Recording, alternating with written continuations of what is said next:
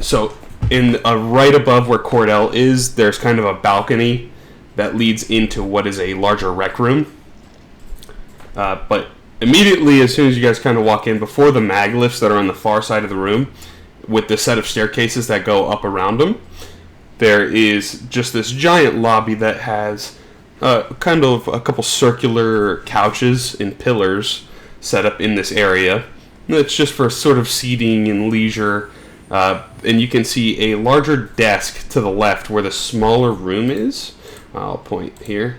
There is a desk here. And it looks like a mail room of some sort on the left of that desk. As you guys are in this lobby too, you see 3 human people with like lab coats on. They look like they're employees here. They are moaning and kind of screaming in pain, and they're holding their head. And one of them previously noticed you. So number 1 starts walking in your direction. And that's what we're picking up.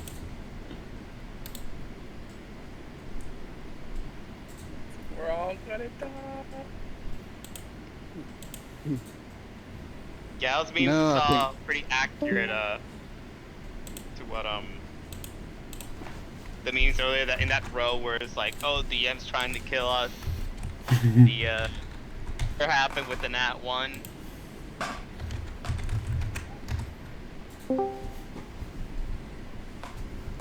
I was just thinking this is going to be the session where Cordell's head explodes. I've been using the neuro mods, and I've got a mind flare tadpole swimming around in my brain. How many of those mods have you used? 2, I think. Only 1 so far. Oh, only 1. You have a second one. I have a second one. I haven't used. We have a couple in our possession, but I think you've only actually used one. Yeah.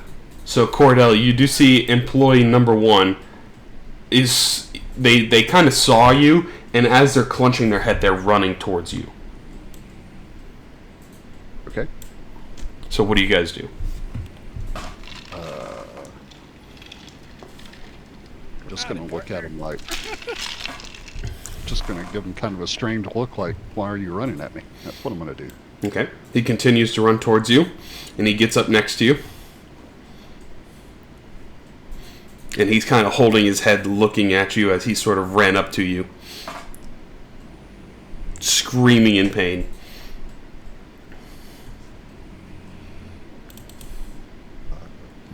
Okay.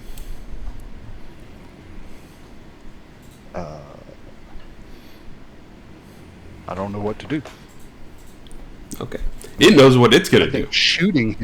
I think shooting him would be a bad thing to do, but I don't want to shoot him just yet. All right. So it knows what it's going to do, and you are going to be forced to make a dexterity saving throw as the head of this person explodes. So you do succeed, so you will only take half of this damage.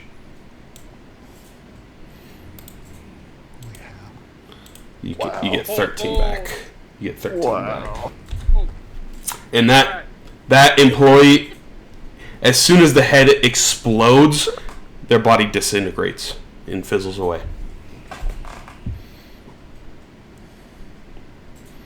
And you notice there's 2 more of those individuals out in here that are maybe employees of Talos I that seemingly are afflicted by the same thing. Okay, I've got 74 hit points, and I've taken 59 points of damage. Can't take one more of those things. Are we not in combat? No, that was just their first indicator. These ones don't seem to have noticed you guys yet. That first one noticed you guys coming into the room. And what I'm going to do is I want to move up here, and both employee 2 and employee 3 are like the same. They are different humanoids. So one might look like a long-haired woman, and the other one is a short brown haircut man. Okay, well, I will take my gun and shoot number 2. Okay. Go ahead and roll an attack. Since they're going to explode in their face, I'm going to kill this fucker. Can I do steady 8? You can if you'd like.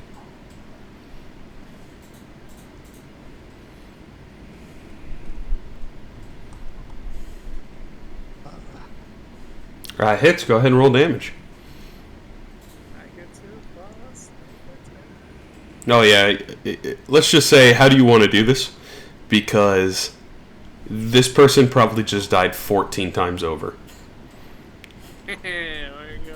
They had a total of. I want to see if killing them will what's it called? Yeah. But do they explode? So you shoot him in the head, and he falls over to the ground and lays motionless. Definitely deceased. Cordell, you want the honors? The other one will start running towards you guys, though. Okay, I was gonna say. Yeah. So move I get 6. locked in. Since I have a revolver, I aim my gun at him again. Okay. Just in my size map. So can I shoot it again? Yeah, you can if you would like.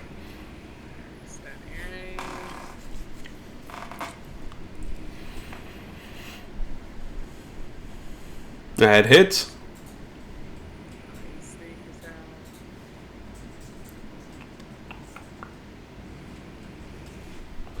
In my other Word document too. There you go. Easy does it. You know, you shoot that one, take him out. You see, no longer moving. You sense a strange quietness that kind of overcomes this area. Alright, so I turn around to the crew and I'm like, keep your eyes open, your ears listening. And watch where your fucking step, because we don't know what this is for. We gotta find a health potion, too. Also, I assume we've been around here for a little while now, so I don't know if my probably way past 10 minutes, I assume. No, we'll say you're still good. Okay. Either way, I think I'm gonna try to heal Cordell because he's like wicked, banged up, bleeding. I have a potion of healing. I got 3 of them. No, hold on to the potions because we can't. What do you say? Rejuvenate those. We can't. What the hell's the word I'm looking for? It's an R word. Reduce, reuse, recycle, regenerate. Regenerate, I think, is what it is. Like if you cast a spell, if you use a spell, we can get a long rest and we'll get the spell back. It's an expendable. That with potion. I will say I made that mistake in Baldur's Gate the first time I played it. I drank those potions. Yeah, you use the potions and and I'm like, well, stop out of luck now. Yep. So, you guys are free to move about, and I will describe when you come into this lobby. I'll redo this line here. This line from here to here is a desk. You'd probably have a couple circular couches that are in this area. This ambient noise is terrible. Okay. The circular couches are in the middle. There's probably like 3 of them or so. Immediately to your right is a large rec room that is 2 stories with a balcony above you guys. To your left is a staircase that looks like it goes up to a larger bar. There is a storage closet room on the first floor here next to the staircase. And then just below that room is the mailroom. The far side here, where the arrow is, that is a mag lift that looks like it takes you all the way up to the 3rd floor. And immediately wrapping around that is a grand staircase that goes up to the 2nd floor. You'd probably see a sign near the mag lift that points to the north that says quarters and gym. And then there's a sign near the south mag lift that points that says mess hall. So you'd probably be able to assume the dining hall is on the very bottom. Do you see this arrow I just drew, Pat? Yep. What's this way? That is the rec room. This is the rec room. Correct. And are these over... So if you have the second floor map, the blue is the second floor. That overlooks the first floor, which is the darker cell shaded area.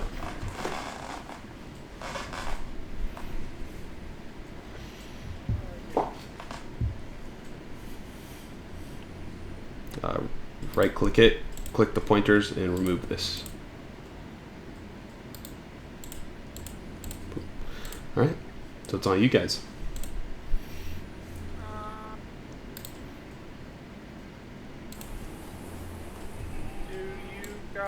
I'm thinking we can go. I'm going to screw myself because it's easier. Let's just say I'm not going there yet. I'm just easier for me drawing the arrow. We can either go this way or we can go. I don't think we want to go up here yet. I think we do that part last. You do recall you were looking for Alex Yu's key card to be able to get into the bridge. Because that's where it is. Or so let me recall here. I believe he sells on the third. You're looking for a duplication plan for Alex's key card in the crew quarters on the third floor, correct? Yes. So before we go up there, we need to find some stuff that can possibly help us. So this is where everyone here likes exploring. I say we go here first. Down to that would head towards the cafeteria. Yeah. So, what say you all?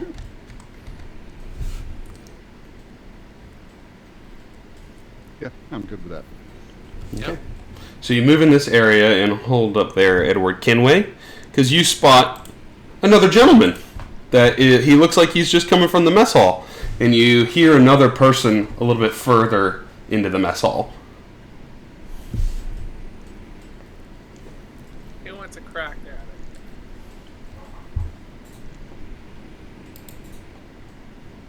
Anyone?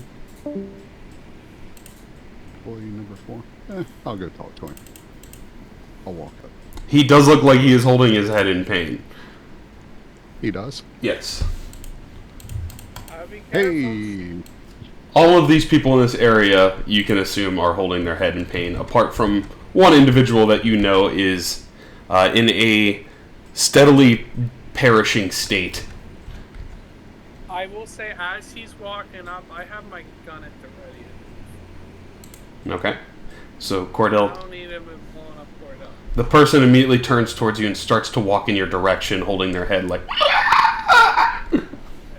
And I go ahead and blow their head off. Okay, go ahead and make an attack. I'm not letting you fucking die. Sound like this. That hits. I am glad to know that you care there, John. I'll take something off. Well, it's okay. Okay. Just so you know, you've killed 4 humans now.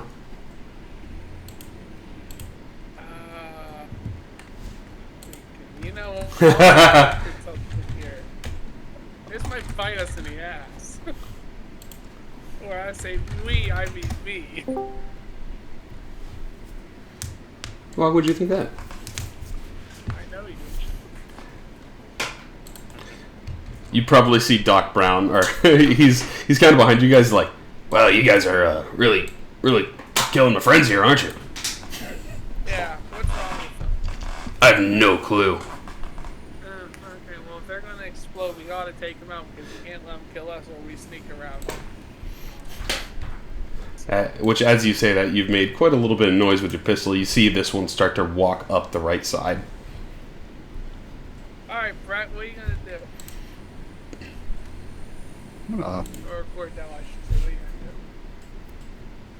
do? I'm just going to stand right here and, because I think this is a good strategy. We see them, I speak to them, draw them in, and you shoot them when they least expect it. I'm definitely no paladin. Alright.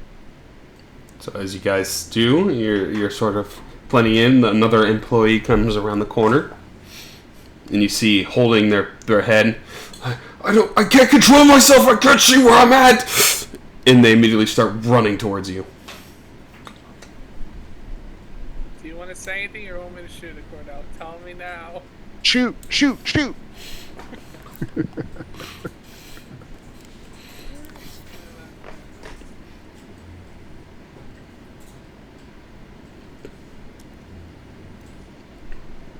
Alright, that is 5 employees. Yeah, he's counting. That's what scares me. Of course he's counting. It also helps that they're all numbered.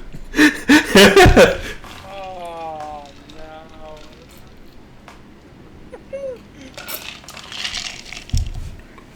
Alright, let's go quietly for now. Let's just, if you want to come down, look at the other side. I'm assuming this black piece of wall here. Yes. We look around the corner. Do we see anything? No more people. It's pretty quiet in this area. You do see a whole bunch of elegant tables and glassware and dining sets that look like it's been set out here, like it was prepared for a lavish meal before whatever happened fell before this space station. And when I say this is lavish, this is kind of like the inside of the Great Gatsby's hall. You know, like it has the red carpet laid out in here, the chandeliers, it has golden silverware, it has the fancy glasses and plates. It looks amazing in here, like a 5-star restaurant. Immediately to your left is the kitchen area where they would prepare the meal. That's the part you can't really see from where you're at, but that is what you'd assume is in that direction.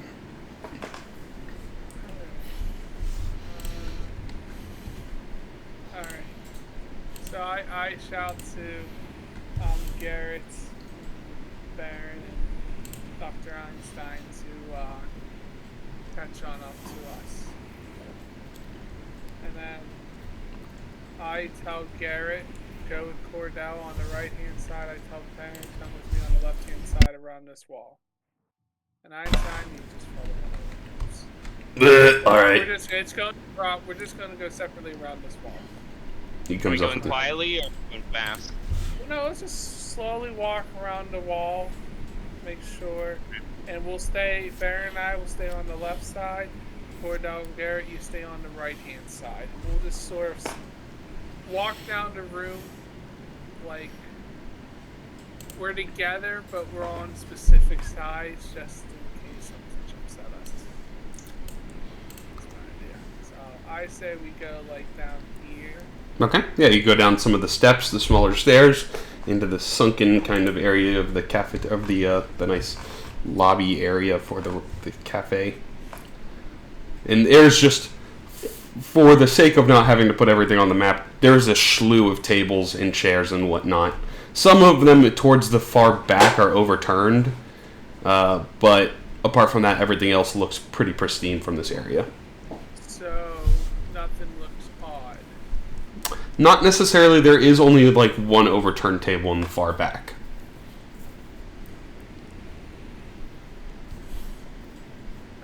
I will shoot that overturned table. Okay. Nothing happens. I'll just say he's the Not a mimic. Alright, so is it I'm not going there. This where my characters I think they're still there. Is this area right here? That is the kitchen. That's the kitchen. Okay. Correct. Alright. And is this the entrance to the kitchen? So it kind of goes into like a serving area with like a little half-cut window where people could pick up the meal, and it has the countertop that all of it's laid out in front there.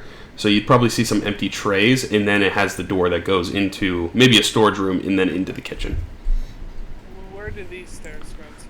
It's a elevated balcony, but for simplicity's sake, we'll say it's the same as the lower one.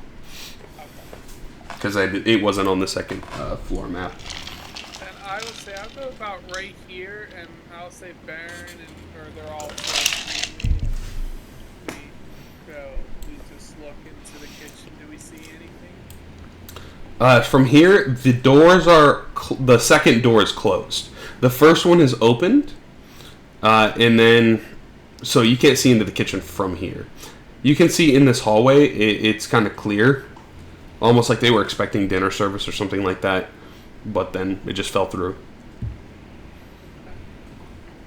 And now, is it that this door's open and this one's closed? Correct. Alright, so I say I will slowly go in and I will peek around this corner and just check this little one. Yeah, this one, it looks like a smaller dry storage. So you probably see a couple bags of rice, potatoes, and corn, and other things that have been shipped here for food that kind of hold for a longer period of time, that don't necessarily need refrigeration.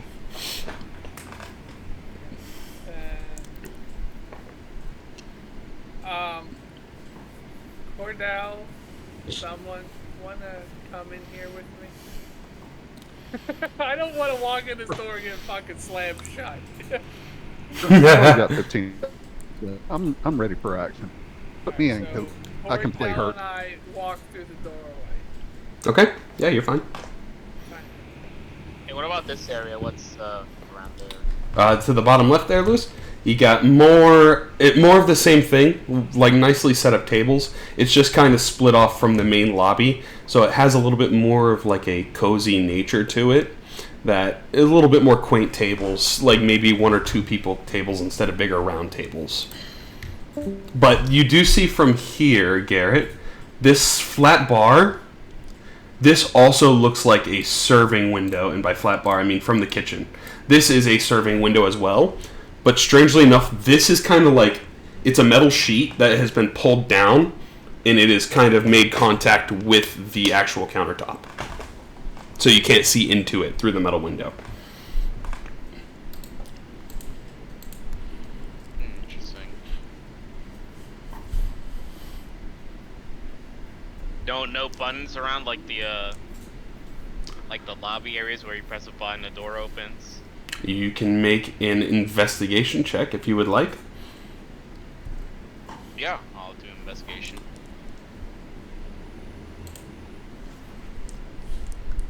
You didn't see any button, but in failure you think there's a success. There may or may not be a button on the inside of the kitchen. Which that's the route Edward and Cordell went. Correct. Yeah, so I'm just like around here. Counter is then. But I'm not sure how tall is this counter anyway. Probably about 3 feet. Okay, so right now my head is just sticking out. You're peeking over. Sticking over. So, cut back to kitchen team. What would you guys like to do? So, since this door's locked, do I see anything weird with the door handle?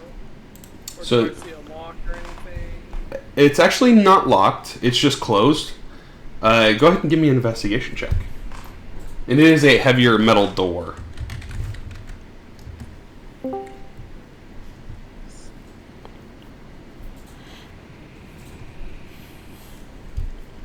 Natural 20. So you know the door is not locked. And you twist it slowly and you don't hear anything. And as soon as you start to move it a little bit, you can feel the very faintest tug of a wire. So you know that this door is possibly trapped. That's why I was fucking nervous. Alright, so I stop moving it. I say to Cordell, I feel a wire. I think there's a bomb or something on the other side of the store. So, Baron, would you be able to come here, kind sir? So, I tell him the same thing. And I say, can you use your magic hand from a distance and open that door and we all stand back here? And if there's an explosion, we'll let it explode. And because this is if there's an explosion, I tell Bordell and Garrett be on the ready because an explosion might make some noise. Unless Baron or Garrett, because you're tiny, you guys think you have a way to see that tripwire and maybe disable it somehow. I don't know. But if we can't, we gotta let it explode. Keep yourselves on the ready because we might get some headless guys coming towards us. If you know what I mean. Alright. Psychic Blade at the ready to throw. But first off, let me see if I can spot any tripwires or any traps using my height advantage or disadvantage, whichever one. So we'll say, since Edward Kenway already informed you of where the trap is, so you're just trying to test at this point how far you can get it open to see if you can try to disable it or discern what the trap is. So go ahead and give me an investigation check. And the DC is lower because you know it's there. Can do.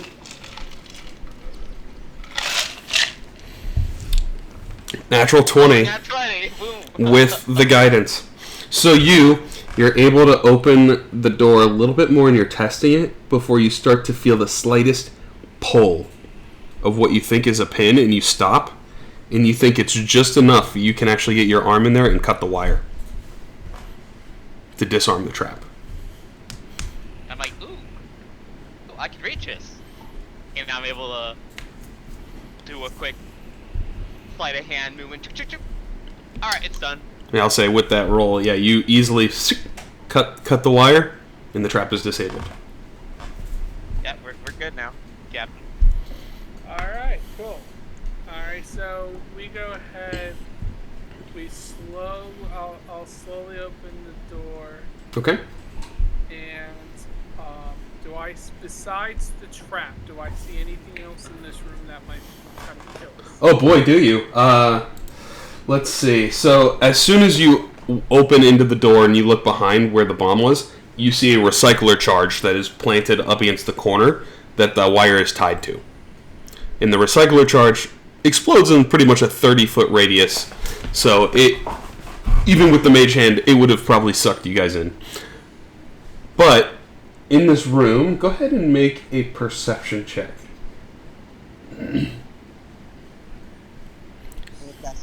On. Okay.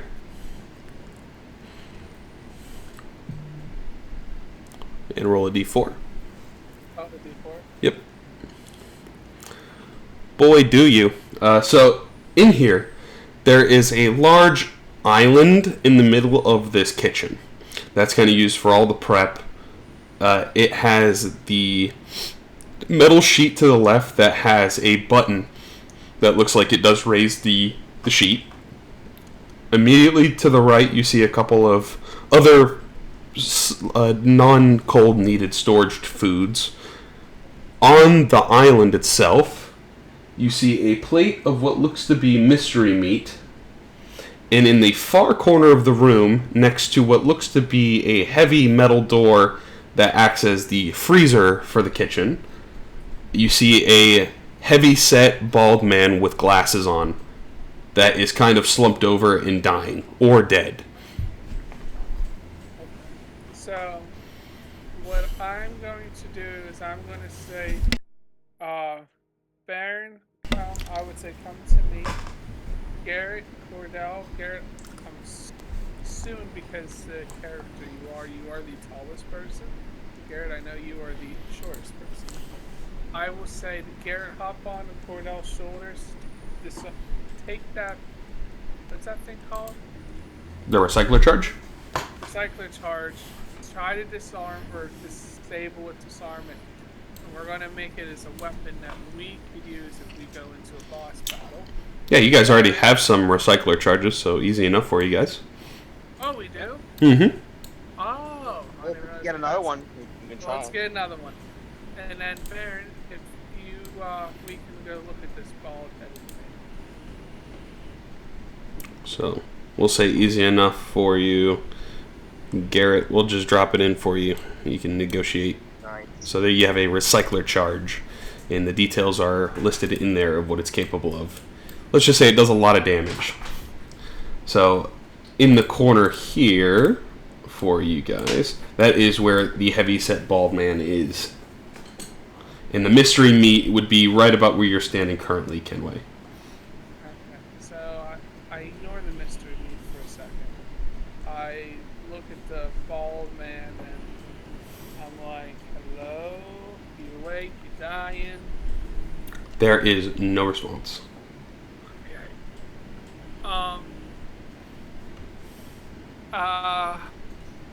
Do we have a way?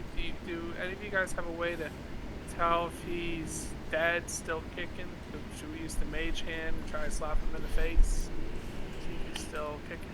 Oh, also for Baron and Edward Genway, you see his left and right arms have just blood all over them, but it is not his blood. Oh. Okay. Let me say, because you pointed out, I say to Cordell and Garrett, be at the ready. Something doesn't seem right. You know we're in a cage, right? What did you say? You know we're in a cage. There's meat underneath you, and there was a bomb at the door. I'm sorry, I can't hear you. You're quiet. So you know we're in a cage, right? Yeah, we are. Yeah. So why do you want to talk to the person that you're keeping inside here? Because he might know something we don't. But he also might be the animal in the cage. Say something really quick, Daniel. Say a word. I adjusted your volume.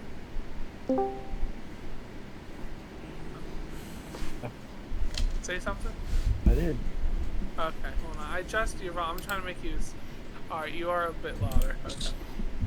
As you were at like half volume for your user, I made you full volume. So I can hopefully hear you better. Okay, alright, so... Cordell, Garrett, and Baron, what do you guys think? Did you... Because there's something not right here. It's not his blood. We got some mysterious meat here that they might have been feeding to him. We're not alone here. And they set that trap that they knew we would be coming. And I don't know. I feel if we go in that freezer, we might find something we don't want to find. I think this is the perfect time to determine if the dude with the blood on him that doesn't belong to him, he's Django.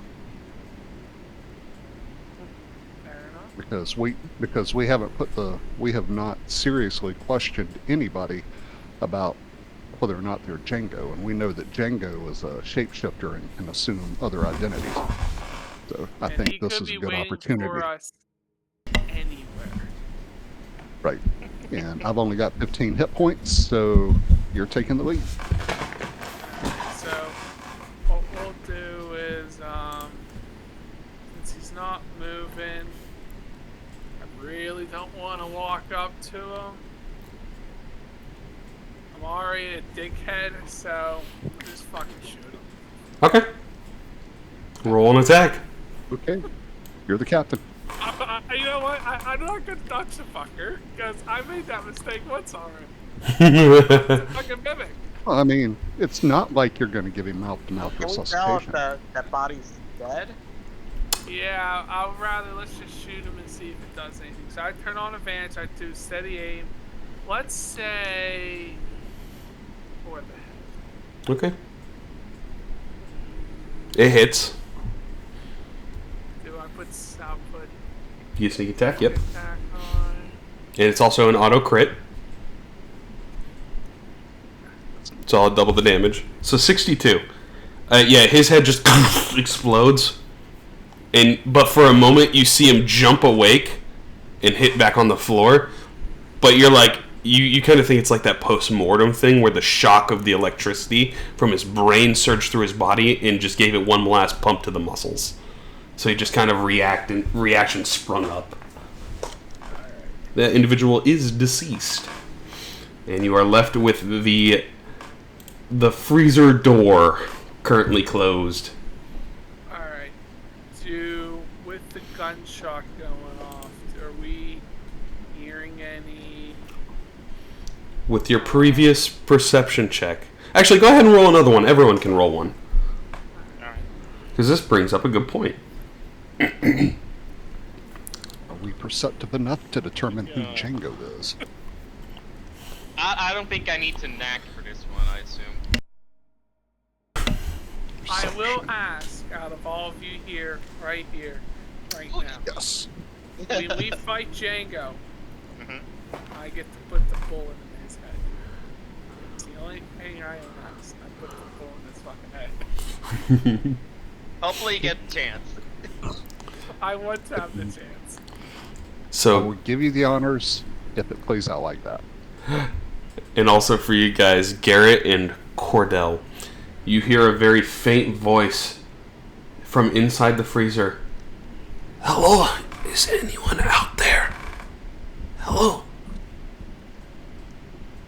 Help me.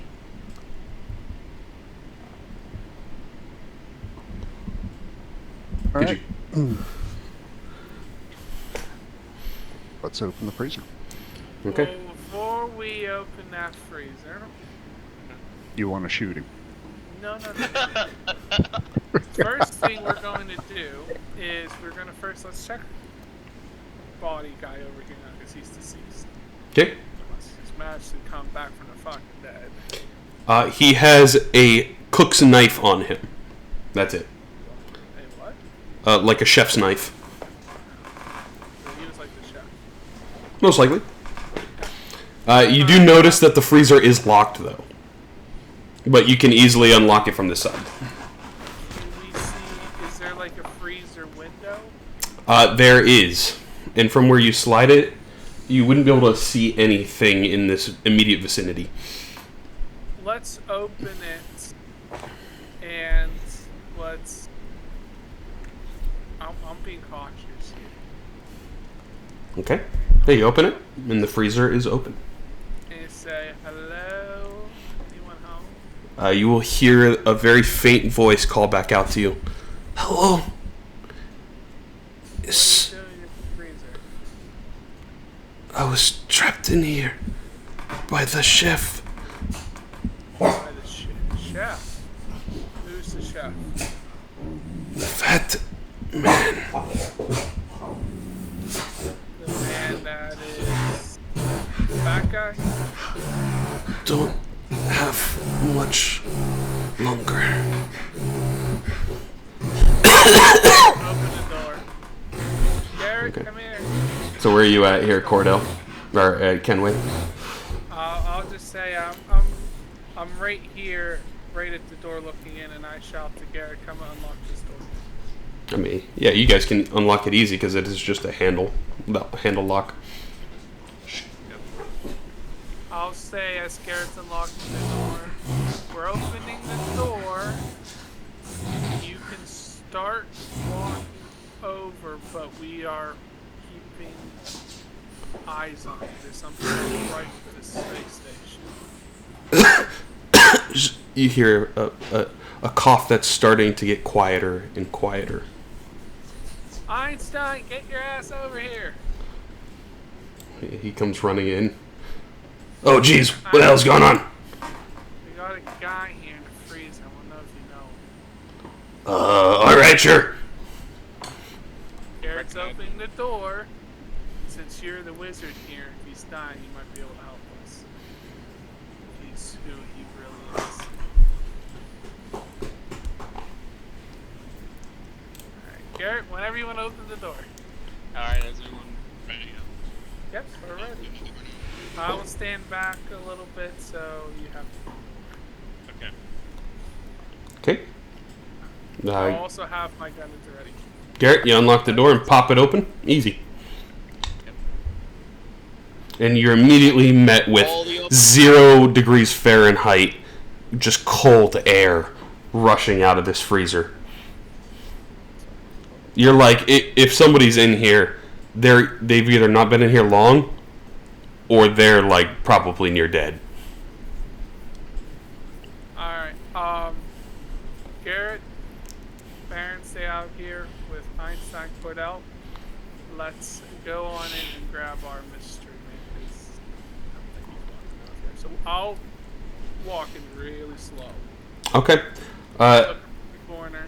You look around the corner. You don't see anyone down the hallway, so you're assuming it's in one of the offshoot rooms here. Okay.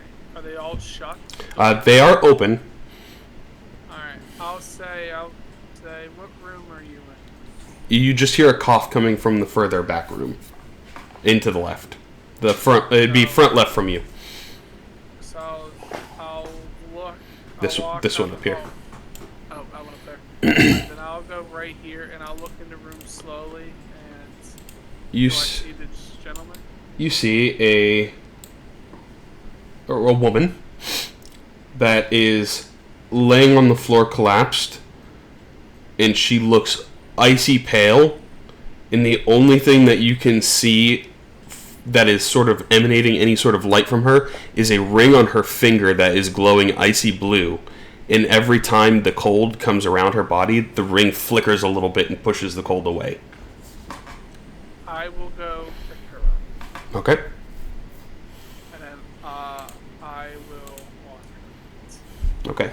Also, while you're in that room, you would probably notice 2 to 3 other bodies that have missing limbs. No. Don't tell me you did what I think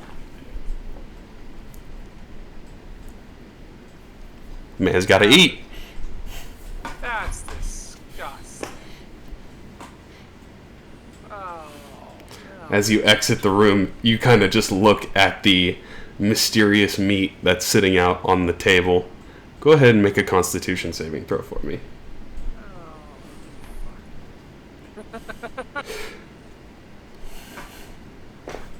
Got Hannibal Lecter as our DM.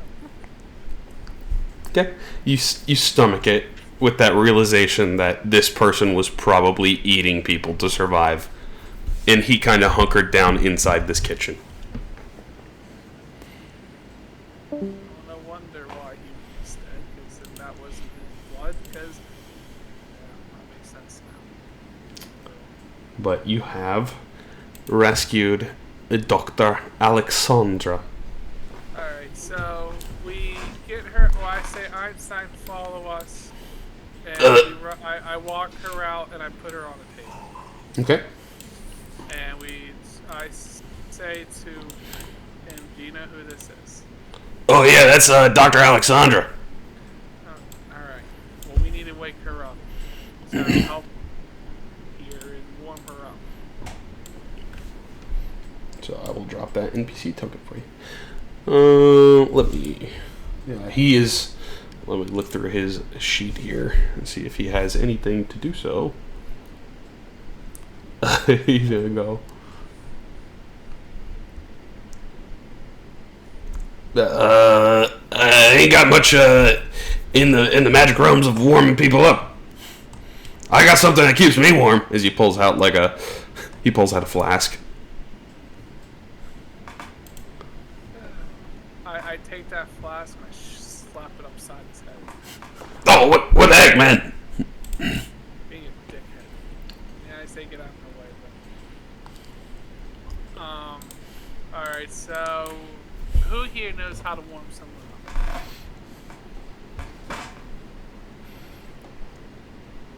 I got a... candle. I do have a cloak of breathing.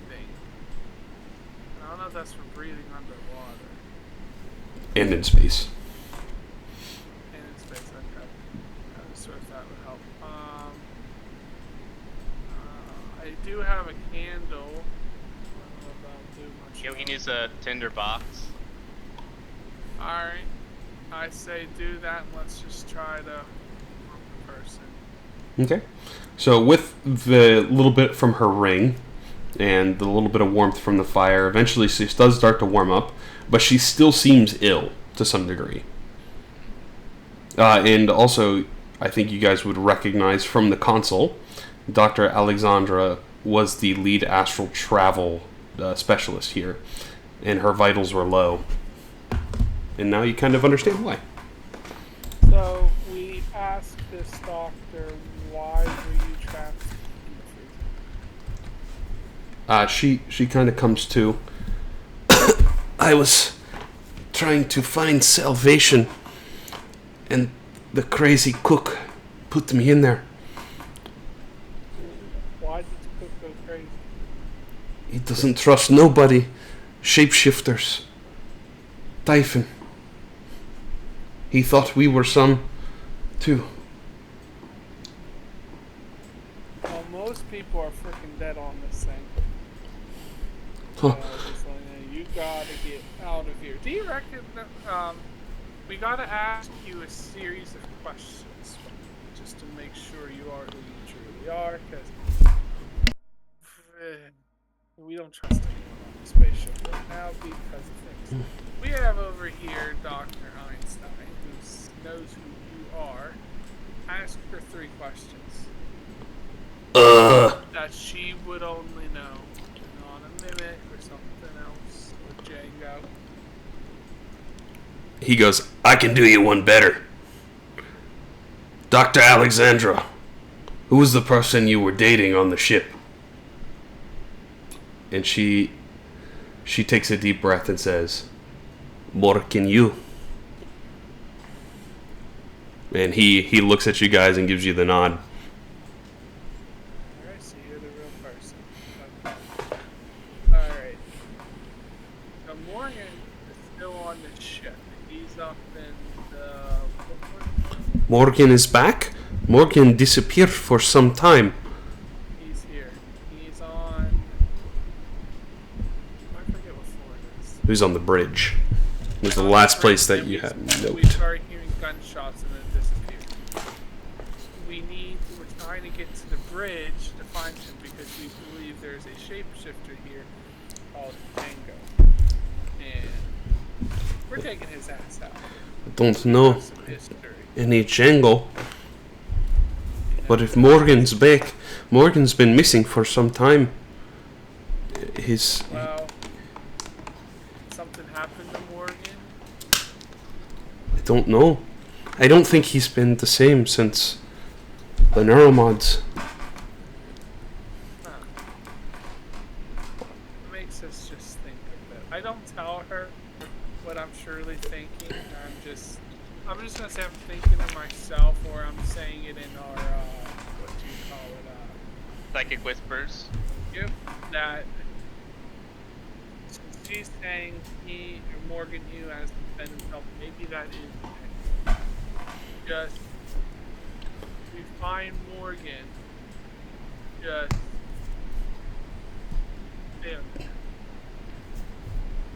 Alright, well, you are ill. You have 2 choices. You go back to the lobby and head towards our ship and wait there till our arrival, or you can come with us. But I will probably stick with you until it is safe for me to get to where your ship is. I'm assuming in the shuttle bay. yes, Yes, I shall. It is quite a far way to the shuttle bay from here. Might run into more Typhons. are you able to fight? I'm barely able to stand. And sometimes it's the only way to win a battle. Because Einstein over here is completely useless. What are you talking about? I'm the life of the party. Fuck. Alright, so with that being said, alright, before we leave the kitchen, cafeteria, baloney, is there anything else in here we may have missed? You feel you've done a decent job of checking out the area, and in addition to saving Dr. Alexandra, she will take off her ring and hand it to you. Thank you. Now what's this do? You put the ring on, and it protects you from the cold, partially. Jeez. It is a ring of cold resistance. Nice. Alright, I just do my character just automatically have it on. It does require attunement, so it will take one of your 3 slots. How many attunement items do you have? I don't even know where tomb items are. Currently, you have 1 tattoo and a ring of cold resistance, and those are your 2 attunements. So 2. So now all of anything that deals cold damage to you will be halved. Nice. I like that. Cool, cool, cool. You assume that's probably the only reason she survived in the freezer for as long as she did. Brett is bad. I didn't even know you left. Yeah, you got booted. So, Brett, they just pretty much found out, clip notes here, she had a ring of cold resistance that she gave, and she had a past relationship with Morgan Yu. So what I was saying, I said this in a Psychic Whispers, she's saying Morgan wasn't herself, or himself, and he's been gone for a long time. Him being back is a coincidence. So when we get to the lobby, we're gonna send her on her way to the ship. But if we run into Morgan, we gotta stay on our toes. And she actually might be better to have. I'm just saying because if she dated this guy and she's really who she really is, she will know things about him we wouldn't know to know if it's really him or not. Okay, so at the expense of raining on your parade, how do you know this chick is not Django? And Einstein. she's okay. We had Einstein test. Okay, And and we still haven't tested Einstein to make sure he's not Django. Oh, if he's changing to Sean fucking Hanks, I'm pissing me off. Well, I mean, pretending to be Dr. Ein Brown, and it's the perfect disguise for Django. Watch Correct, us but he fumble knows- around and fool around. But he knows things about these people we've never met, and these people are agreeing to it. So unless they're all Okay. Django's, They're all Django's. They're all My ultimate twist. Django and my wife is too. You figured it out. so I don't Exactly. think he is. It would be. Let me tell you this: if it is him, let's just say, Pat's gonna have to give a really good fucking reason on why Einstein here knows fucking everything about everything. Well, if he's Einstein in my head, he knows everything. So, I'll be very curious to hear how Pat would do that story. So, I don't think it's him. I think it's Morgan, to be honest with you. As Morgan of right Reed? now, I think it's Yeah. Morgan. I Yeah, think that's that'd be my a good thoughts as well. assumption. So, before we walk away, I asked the doctor one more question.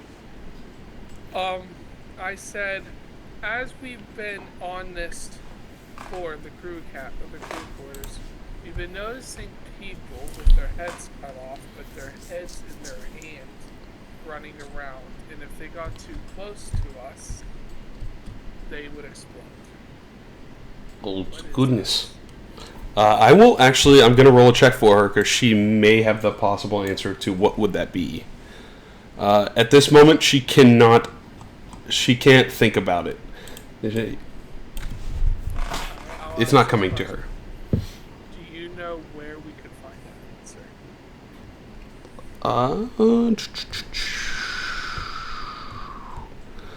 I'm looking through.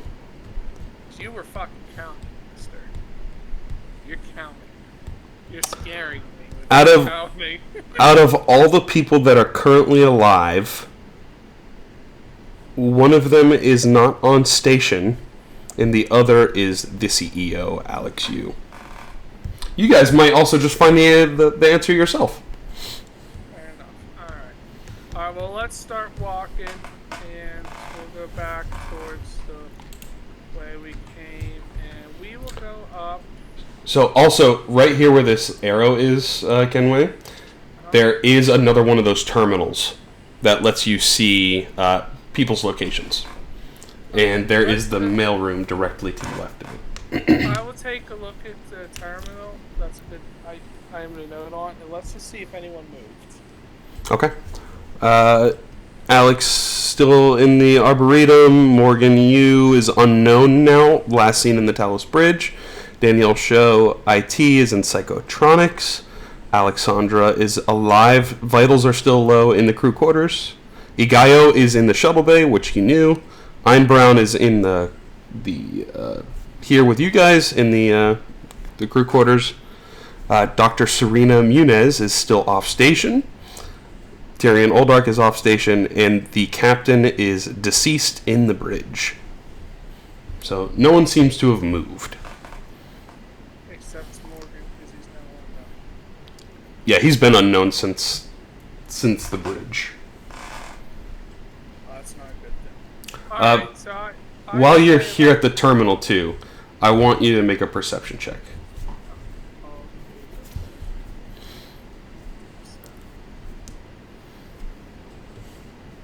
Natural 20.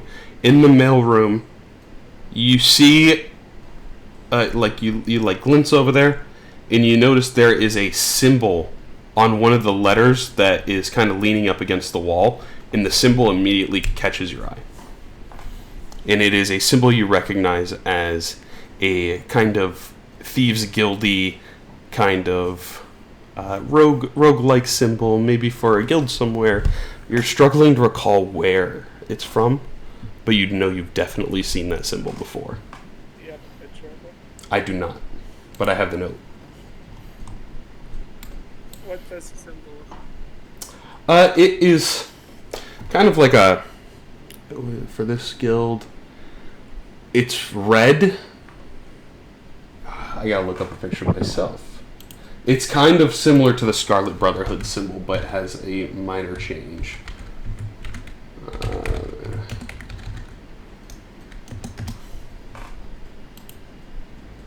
So it is instead of it being just a pure red shield with the squiggly cross on it, it'd be a squiggly cross with a couple of swords crossed in between with the red shield. So it might be an offshoot of the Scarlet Brotherhood of some sort. Are they like a group of assassins? Maybe. It's not coming to you. I just know from somewhere. Yes, you've seen it before. Can I investigate it to see if there's anything else interesting? Yeah. I'll say with your previous roll too. Nothing else stands out to you apart from this note. So let me go ahead and open the note for everybody. And you can all try to solve it. So using this note and the common phrases, can you all see those two notes open up? Yes. Okay. So you can use the common phrases to decipher the note. Smugglers. Yeah, definitely smugglers at the beginning. Yes, and then I'm looking for. We got little brother Jepsy. See if we find Jepsy. I found also Thieves Guild Initiate. So I assume Gatsby is a name, so it's addressed to Thieves Guild Initiate Gatsby. It's been a few years. I think I saw it pop. Hold on. Let's do this. Give me 1 second. Yeah. I'm opening VS Code. He's writing a script to parse it. He's... No. So what do we have here? We're gonna say smugglers. And Little Brother Guild. Little Guild Initiate.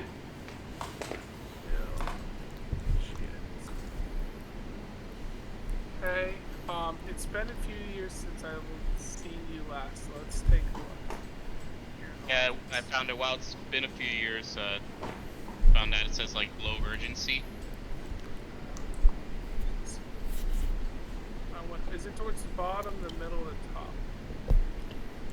I found it around the middle of the notes. It's in the urgency. The urgency part, yeah. Oh, okay. Example urgency. Been a few years since I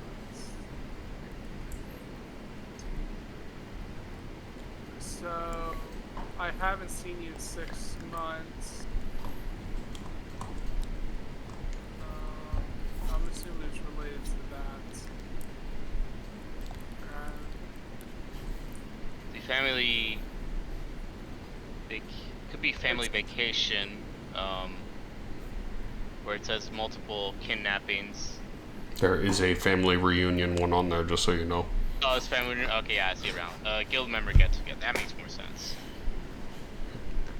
So, little brothers. Okay. Alright. So, now it's been a few years. It's been a few years since I've seen you last. So low urgency. So urgency. Okay. And then, but I want to let you know we're having a family reunion soon. So let's. Having a guild member get together.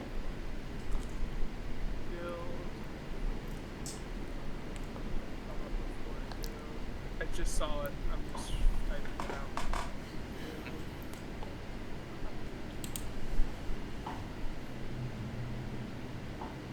Huh. So what you really need, you need a Python script to figure this one out. It's not that hard. I mean, we could make it. No, you don't even need that. Just fucking put both notes in ChatGPT. That Decode the node. would be actually pretty cool if it could figure that out. And see how I think- fucking fast it do it. Yeah, I think you just have to You format. GPT. You have to format the code to translation. You are. Make sure to come as you are. You are sounds like one.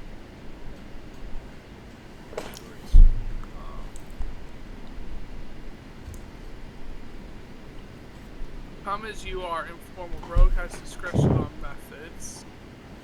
Rogue has on methods. Thieves' Cant is such a fun language.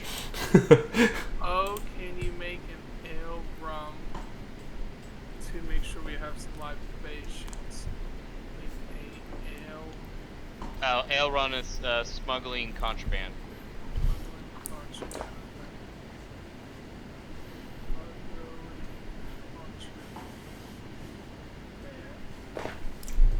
And then we have some libations. It's probably something. That is not. I'll give you that one. Oh, no, okay. Also remember sure we have last something to time drink. you got sick, so make sure you bring your medicine. And drugs. I did see medicine at the bottom. Yeah, medicine's drugs. I see it. Drugs. So we're smuggling drugs. Oh yeah, and then last time he got sick, it says don't get caught / don't be followed. Don't followed. And then got drugs, and then afterwards we're going to off-site location to relax, maybe the beach. I did see the beach. Yeah, offside and beach are Someplace together. water. Different plane of existence for offside and then beach someplace with water. So a different plane of existence that involves water.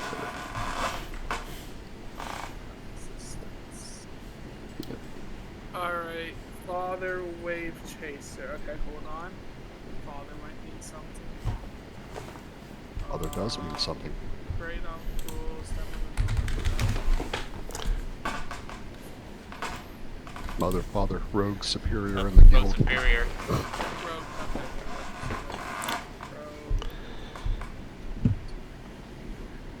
Okay, so this is what it says. Smugglers, Little Brother Guild Initiate. So, someone low in the group. This is a low urgency matter. Guild members need to get together. Rogue has discretion about method. We need to smuggle contraband, not follow the contraband with the drugs, and we're smuggling it to a different plane existence that is water. So the elemental plane of water, and they're smuggling drugs that can be either used or it'll All of either you- be something that can be used on the elemental plane of water, or it'll be something that they can hide that water doesn't affect it. All of you give me an intelligence check. Because there's a very important drug that they are producing here on Talos I. Intelligence, yeah, I think, like, I think me, the player, knows where this is going, but... Cordell, you kind of put 2 and 2 together. The drug is most likely the neuromods. So we're going to smuggle. He needs to get the neuromods to a plane of water without being caught. Yeah. And I also need Edward Kenway to make a wisdom saving throw. By the way, could you, post, like, your notes from VS Code into the chat? That way I can copy-paste them into here. Yes. Don't do the thing yet you're going to do. One second. Do this first. Oh, it's just trauma. It's okay. Just trauma. Where do you want it at, Lewis? Like, you can copy-paste in the chat, because then from the chat you can copy-paste it and make it into a note format. Do you want it like under the general chat, the memes, map, rules, dice, users? No, I was talking about the chat and Fantasy Grounds. Oh! The Okay. There you go. Yep. Hey. So, Nice. Edward Kenway, as you read the name on the bottom, Father Wave Chaser, you immediately get hit with this kind of Vietnam War style flashback in your head. Something that has laid dormant, almost forgotten within yourself. You can just hear the heavy patter of rain on a ship deck. You can hear cannon fire. And you hear a voice yelling out to you, Captain Kenway! It's Gavin Wave Chaser! He's taking us out! We gotta get out of here! And just as you sort of hear this shouting, you hear just this loud creaking of the wood of your ship crumbling. And then you kind of snap back into it.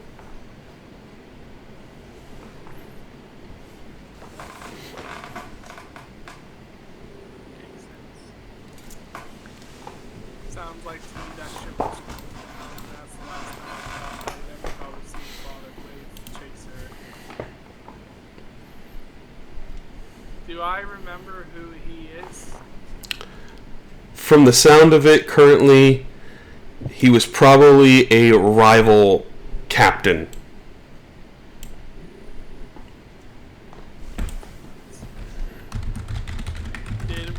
I'm assuming I may have lost some memory or something.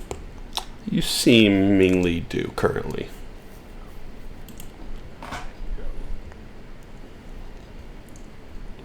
Very good to note.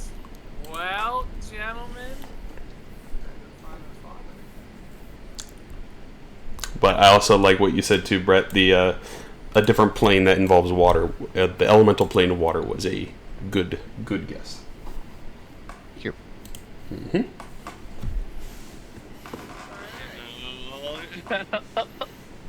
It was a good guess, but not necessarily the right guess. It may be the right guess. I'm feeling right now the Mr. Incredible face, like now, like if you know, like like it seems the name and Yeah. Cordell just said, I'm like, oh, we're gonna do that. John has no idea who Scared Wave Chaser is, which makes this even better. Mm-hmm. Yeah, because right now he's like the regular Mr. Incredible. All of us are the other one. I'm assuming Sky Wave Chasers from a previous game. He is. He's also one of the most notorious Greyhawk Saltmarsh NPCs, probably. Mm-hmm. Scare and Wave Chaser. Where is Vinny when we need him? Yeah, Vinny.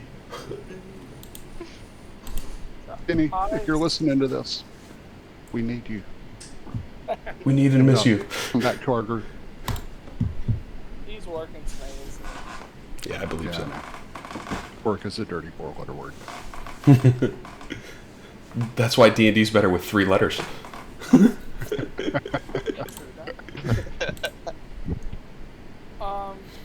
I say we go this way now. Let's see what's down here. Interestingly enough, move these tokens too. Dr. Ein will go, "Oh, it's been a minute since I've been over here. We used to play Office and Cubicles upstairs. And also, those things are awesome in the back. And in the back, you will see what looks to be like a phone booth style room, like a phone call room.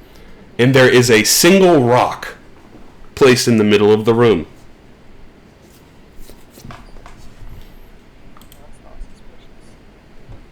Oh no, it's great. You can rub the rock and think about somebody, and you can send a message to them. Is it magical? Oh yeah. Then you go do it. So he'll walk over. You can only use these things once a day for a person. You know, you got limit minutes. He runs in, and he's going to rub. He's gonna rub it, and he's gonna go. Who would he message? I think it would probably be Serena. You go, "Hey, Serena, how's it going? It's been a minute since I heard from you. Hope everything's all right. We're getting screwed over here on Talos I." And then he'd wait a moment and be like, "Yeah, she didn't talk back to me."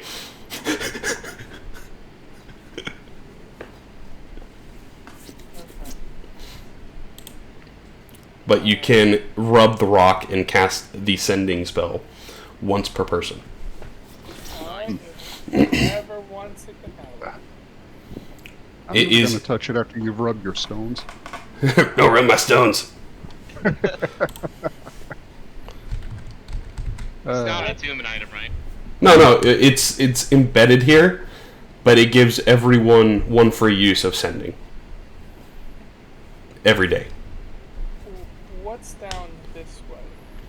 So it is a large table. There is a magical moving silent image, like a magical D&D picture, or a TV of sorts, where it just flickers images on repeat. It has a large couch that sort of circles around the TV on the far left side, and a table in the middle. And as you step in here, you... Not to interrupt. Go ahead. Did someone's doorbell just go off? I believe so. I asked, because it sounded like I heard a doorbell. But I You don't might have have heard me one. get my chocolate chip cookies out of the oven. Yes, my stove will ping when I set the pan on the Okay. burner. Okay, I just want to make sure I'm not getting crazy. I apologize for that. so Well, good. that may be the case. So you hear as you step in here. By the way, Edward Kenway, you hear.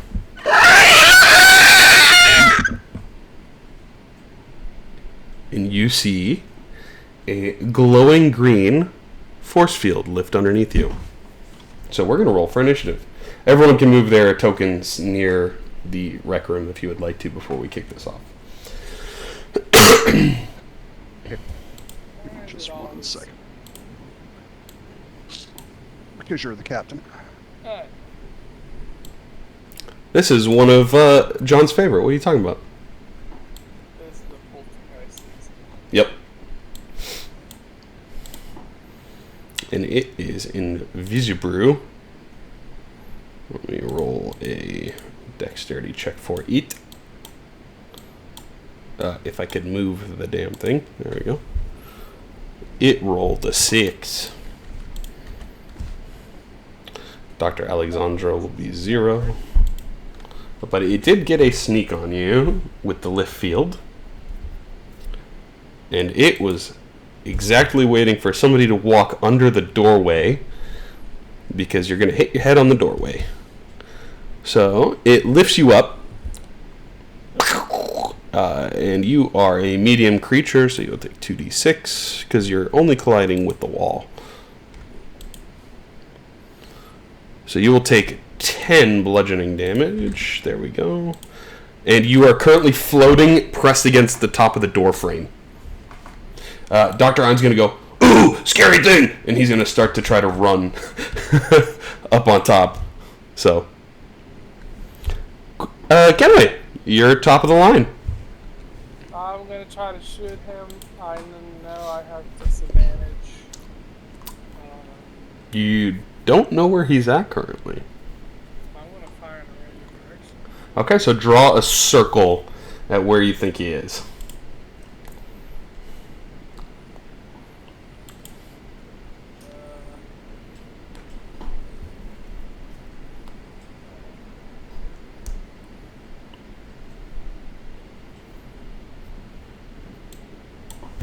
Over there?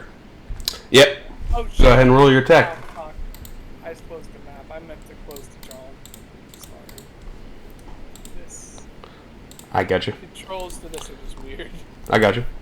You go ahead and roll an attack. Do I have disadvantage? Yes, technically. Because it is invisible. Ooh, dropped a nat 20. A 14 would hit, but it is not there.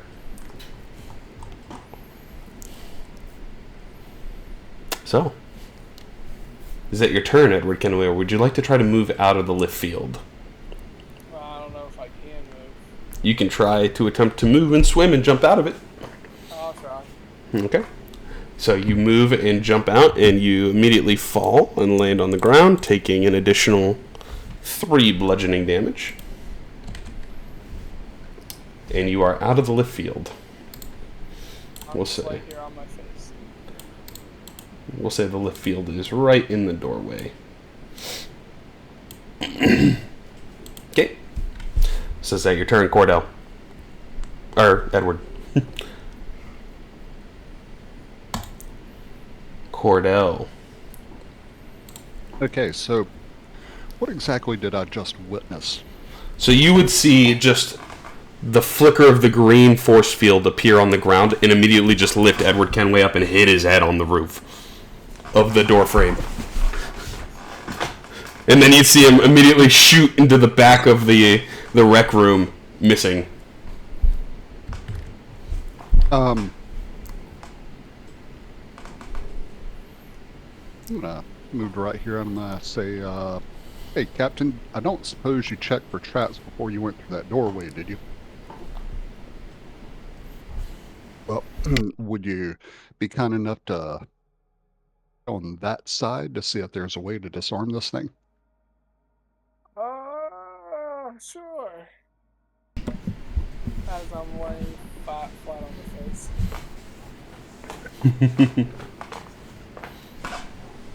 Sure. On my turn, I'll do that. Cordell, would you like to hold your action or anything? Yeah, I will take out my pistol and hold my action in the event that this was not a trap and actually a creature that attacked us. Okay. Is that your turn then, Cordell? That'll be my turn. Garrett.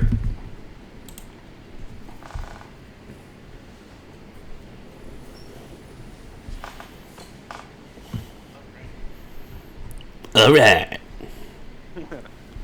Alright, so I hear all the commotion because I'm here with Baron, and I don't know if it sounded, I'm like, gonna move over there. 10, 15, 20, 25. I don't know if I can get a decent viewing angle from here. Depends on what you're trying to view. And I don't think I see like the poltergeist or anything like that here, do I? No, the poltergeist is invisible currently. Okay. You can attempt to hold your action if you think it is nearby.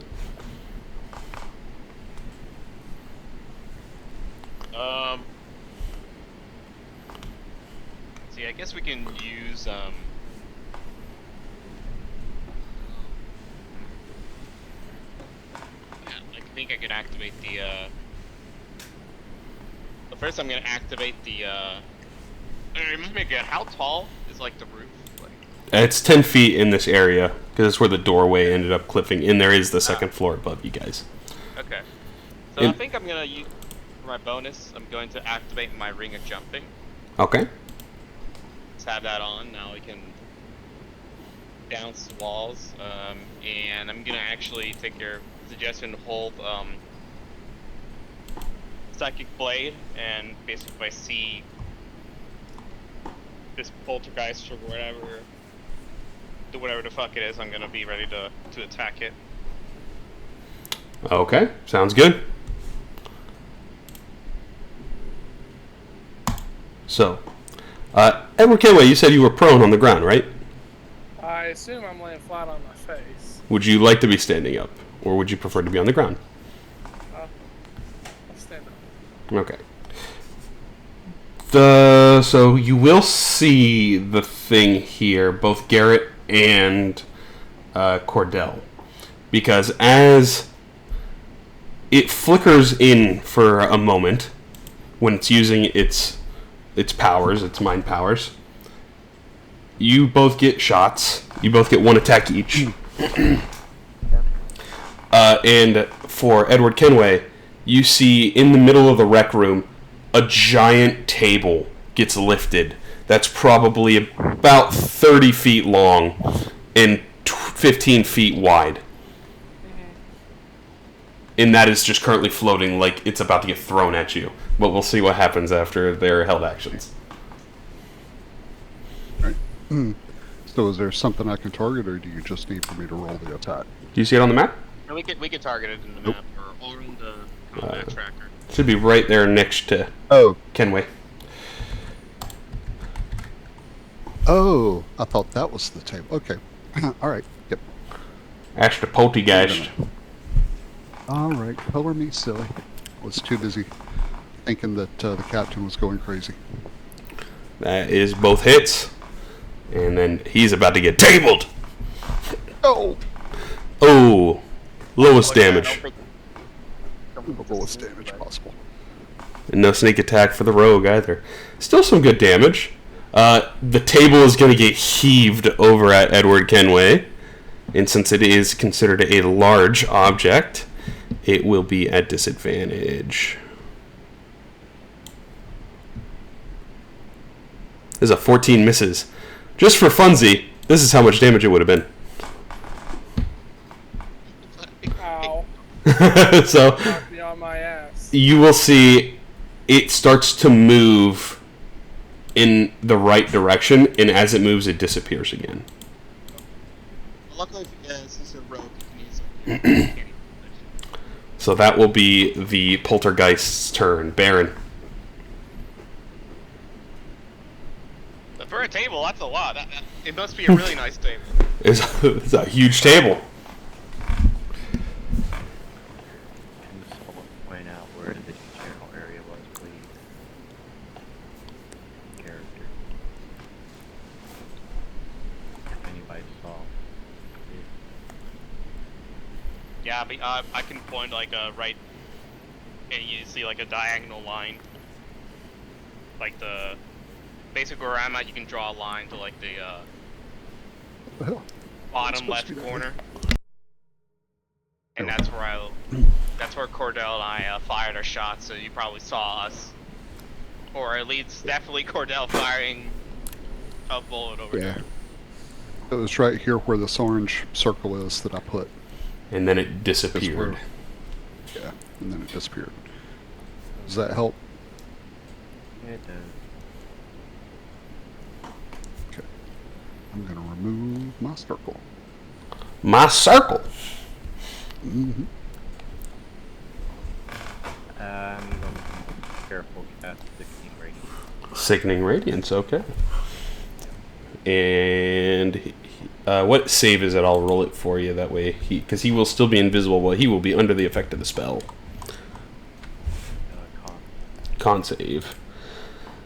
Ooh, that's one of his better ones. He got a CX.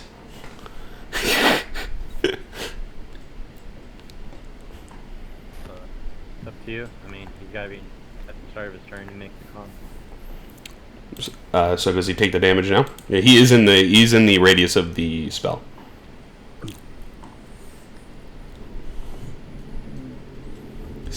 Yeah, he takes damage, but he's also non-visible anymore. Oh yeah, because they glow. You are correct. There, he would be in that corner. Go ahead and roll the damage. 4d10.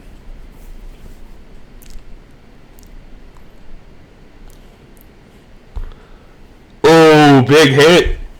Yeah, he's also not glowing anymore, or he's not invisible anymore, because you just see him go from... and he just explodes into like a black goo. And then the lift field dissipates. You guys are out of I combat. apologize, Captain. I thought you had walked into a trap. I walked into a poltergeist. Yeah.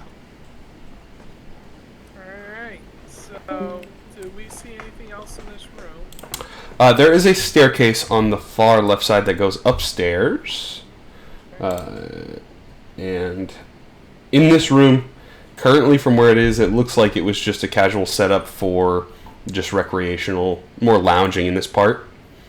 Alright. And upstairs has another large table that currently has 4 or 5 character sheets on it for a game called Houses and Humans.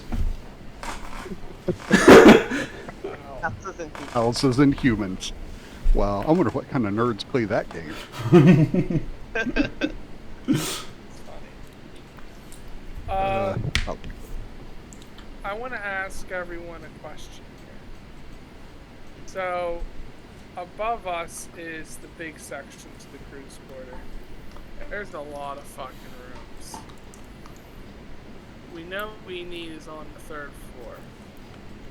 If we go through each of these rooms, we might be here a while.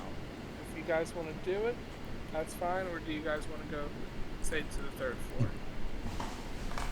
I think, I know you like We looting, need to that's find- why I'm asking. well, all we're doing right now is just spinning our wheels. I think that our priority really should be to find Dr.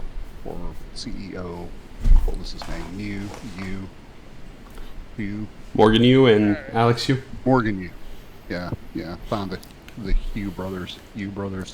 So one thing I'm thinking here is maybe when we find the Hugh brothers, they might know a thing to this that will destroy all the monsters over here. And maybe we can come back and loot all the rooms once we're done. Yeah. If you see what I'm saying. And then Yep. we might find some good stuff. I don't know. Okay, so let's then take the stairs up. Is there an elevator to the 3rd floor? It is a lift field that goes straight up to the 3rd floor in the back of the main lobby, where the arrow is. That one goes straight to the 3rd floor. Alright, off we go. Okay, let me pull up the 3rd floor map.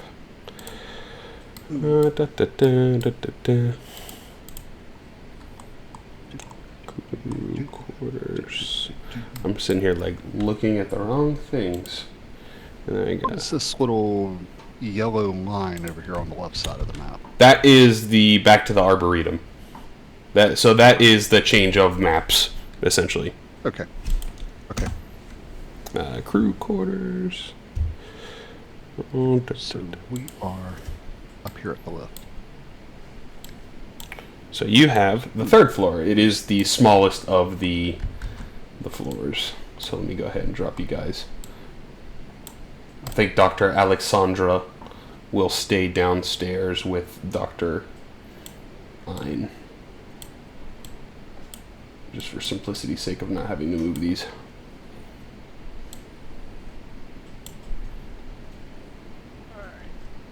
Alright. There you guys Do go. we have any signs or anything saying whose room is whose? So there is a nice lobby here. Immediately in front of you guys is Morgan U's room, and to the right of that would be Alex U's room, and the one that is just below you guys is the guest VIP room for most likely the employee of the month. Alright, so straight across is Morgan's room. Let's take a look there first. Before I walk into the fucking doorway, do I see anything? Let me pull up my notes, because I want to make sure if there's actually something in this room too. You open up into the room. There is immediately a nice bed on the right, a little kitchenette to the left, a bathroom on the far left in that tucked away room, and he has a little workstation in the back right corner of the room. Currently, nobody is in here. And then is there a giant window that's looking out to San Francisco? It looks out actually into Wildspace from here.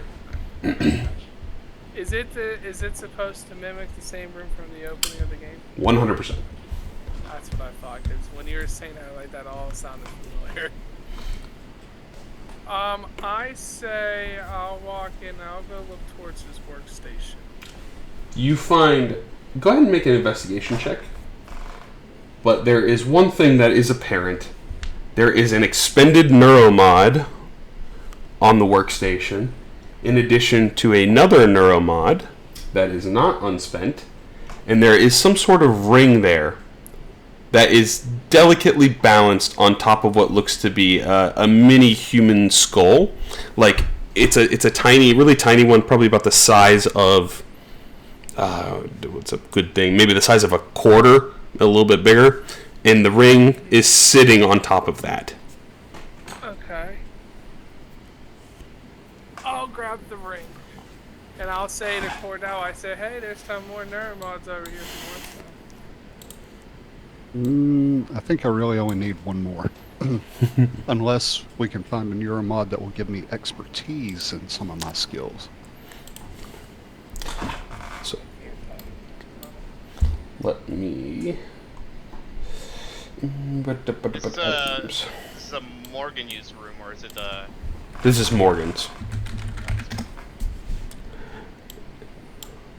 It's actually really funny canonically of why this ring is in here, but canonically it's so ironic. And then I will just drop the other neuromod in the party sheet. Make it 3. If you use, say, X amount of the neuromods, will they grant you an expertise? Not sure. Well, I will let you guys investigate.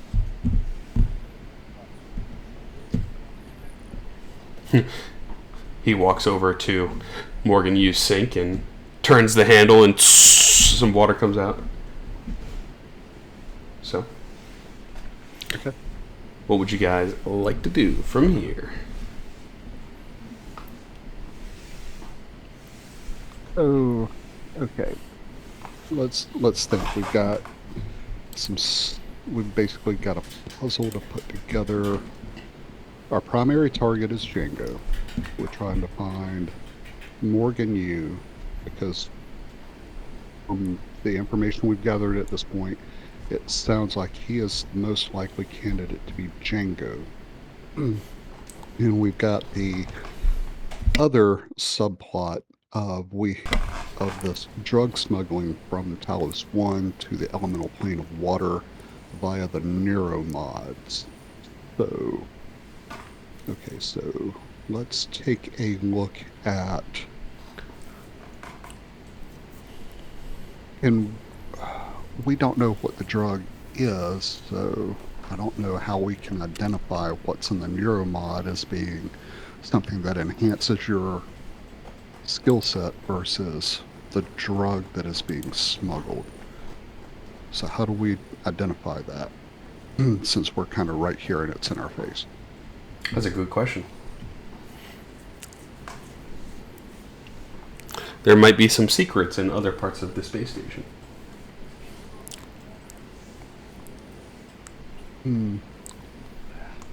So, I have not returned. alright, so basically we've been running around like chickens with our heads cut off.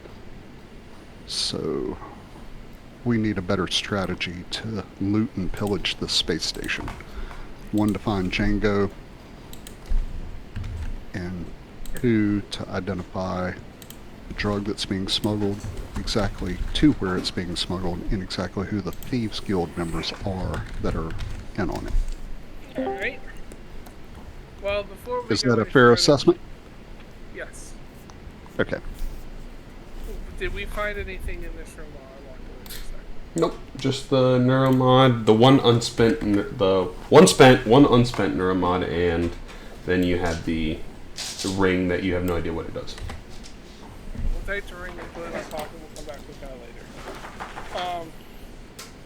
Well, we know we need to get into Alex's room, so let's try going there next. Did we finish searching this room? Yeah, that's why I just Was asked. that was the only thing that we found? Yeah, everything else is like normal living standards in the bathroom. You have some foods and maybe a sparkling wine that's up on the counter, and then a nice bed, nice comfy bed. Like, we're talking Cali King! We talking sparkling wine because they're fancy people. Always. It's like big shop people. You know, I don't like sparkling water. I will say, for the expedience of this, you do hear across the hall in the VIP room that is currently shut, you hear the heavy foot stomping, and you hear...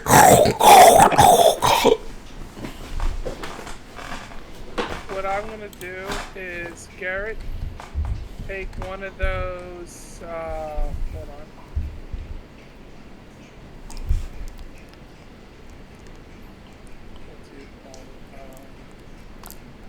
Recycler charges, put it at that door. Right there, Captain. I haven't searched the room because I don't know if it'll recycle like. I think if this recycles like everything, right? Not just like enemies. We don't know. Don't. You haven't used one yet. I don't want one to sneak up behind us. If someone sneak up behind us while we're looking in here. It's more like a. It's like more of a mine in my eyes. I just make sure I got the description of recycle charge. So basically, it's like the range is like 5 times your strength score, which for Garrett and I think for Edward, it's not that high. Basically, when thrown, it causes everything within 30 feet to be sucked in the center, and then it detonates. Any creature. Let's make a DC 20, and with like the DC is like much higher the closer you are to it, and then the creature obviously if they see it, then they have a better chance to dodge it, and then they take could take a combination of force and bludgeoning damage, and if they get 0, then that's when they're recycled. And oh yeah, non-living material is like also recycled. Basically, assume that they're DCs, but you get material, so it's not like fully kaput. It's just decomposes in material. But we can do this. I'm gonna ritual cast detect magic. On the recycler charge? No, on the. I assume this is Alex U's room. Oh, I'm yes. not saying on Alex's room. I was saying put the charge on the VIP room. Oh, the VIP room. Excuse me. Yeah, that's where you hear the stomping from, is in the VIP room. Yeah. Okay. Because if someone would come out, they would feel the trap because we would hide it and it would go off as soon as they walk through the door. Okay. But I'm still gonna do detect magic anyway, just to see if there's anything. Or do I feel anything within that room? in the VIP room. You can't see through the door. Yeah. But do I feel anything magical? You have to see it. It glows. Okay. Oh. Alright, I'm gonna, either way, I'll use the recycle charge and set a trap, so if this, whatever it is, like, walks out, then it could be set off, and... So you're kind of doing what was in the kitchen. You set up like a little wire attached to the handle. Go ahead and make a sleight of hand check for me in rigging this recycler trap. Alright, I'm gonna also cast guidance on myself. Okay.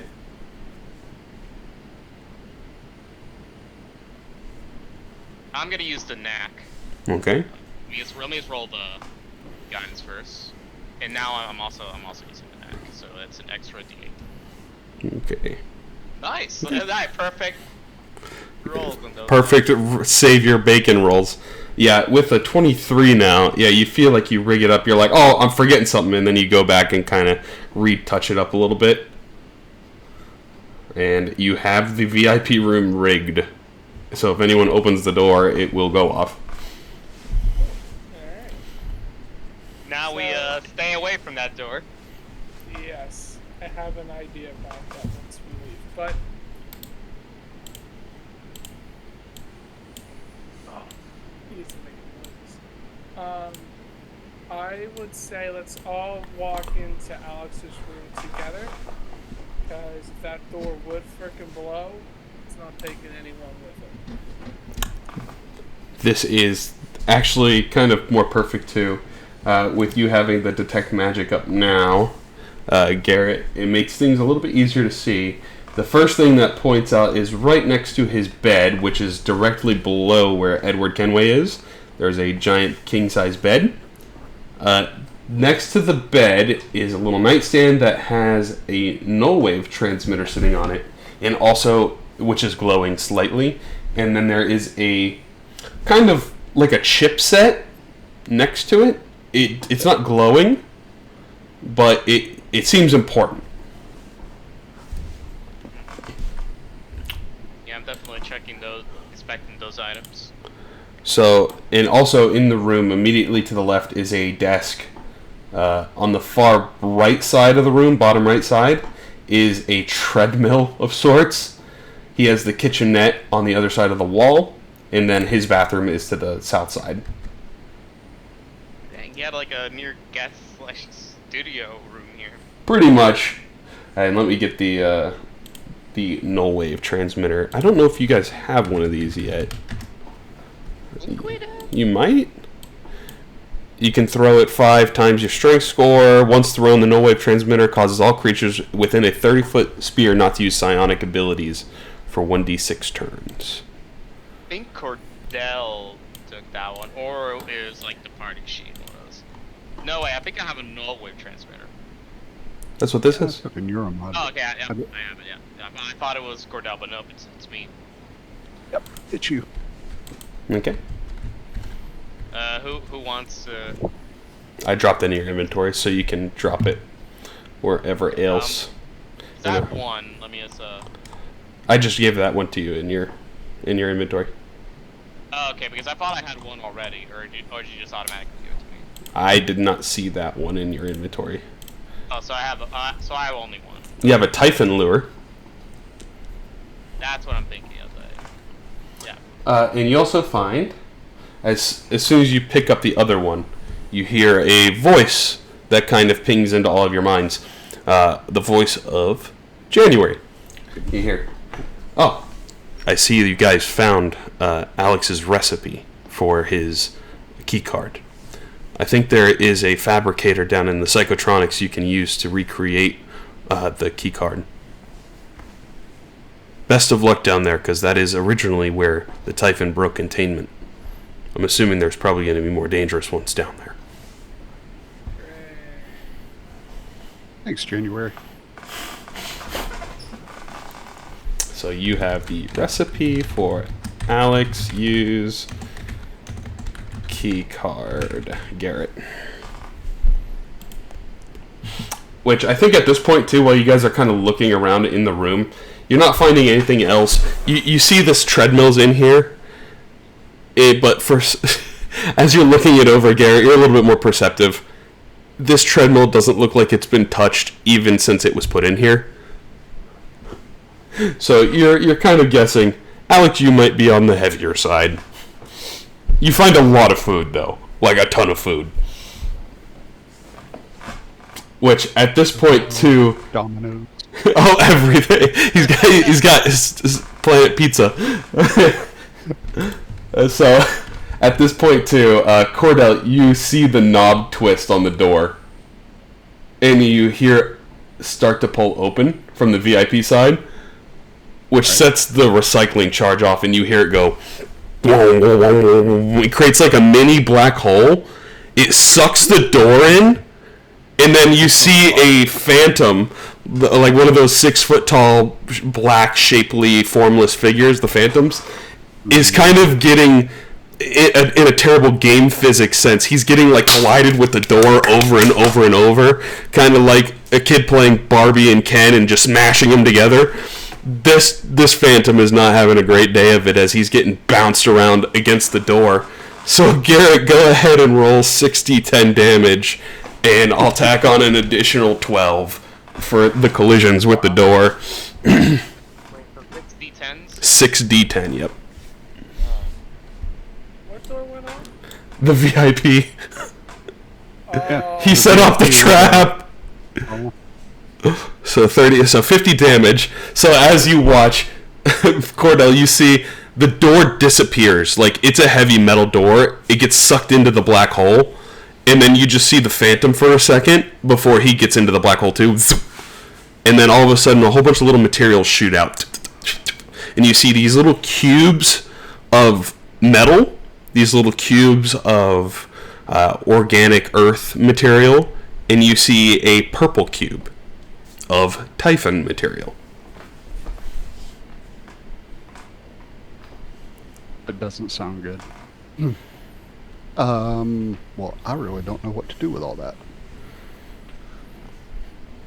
And these cubes, they're probably about 3 square inches, 3 cubic inches on each side total. Are they like moving towards me? Or are they like No. coming out of the air? Or are they? They get shot into the air out of the recycler charge as the recycler dissipates, and then they hit the ground like. This is the material yield of the recycler charge. Can you guys all come into the room with me when I said to come into the room with me? No, I didn't go into the room with you because I know that we were going to need somebody to watch our back. That's what the trap was for! That's why I said come into the room with me! Crap has been set off, and we still need me out here because something else is probably going to come through that door in a minute. I know, but I don't want the freak to kill you. It is quiet inside the room. There is no more footsteps. Honestly, you're the last person that should be near that trap. I think this makes it even better too, Cordell. So you saw the Phantom get sucked in, and as he kind of gets sucked in, you saw something fly off and land next to your feet, and it is a name badge that says Employee of the Month, Gary.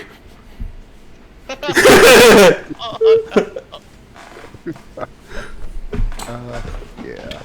Gary, if you could put that name badge back on, we would appreciate it. He did not. He got recycled. I guess not. Okay. I guess he did get recycled. Alright. Yeah. You're gonna have to work on your clear, Gary. I guess I'll come in the room now. Didn't you take any damage? Oh, Cordell was out of range. I checked. A little too close for comfort. Go on. Yeah. Have some faith in me. I'm only gonna die. Maybe. So Sometime. did we see everything we need to see in Alex's room? Yeah, you're not really seeing anything else in here apart from a lot of food, a dusty treadmill. He's got a very tidy bathroom for whatever counts to that. He has a lot of books. This guy's super nerd on the books, like on his workstation. And they're all about like space-time travel and like a whole bunch of nerd theorist kind of stuff. And then he has a giant king-size Cali King bed.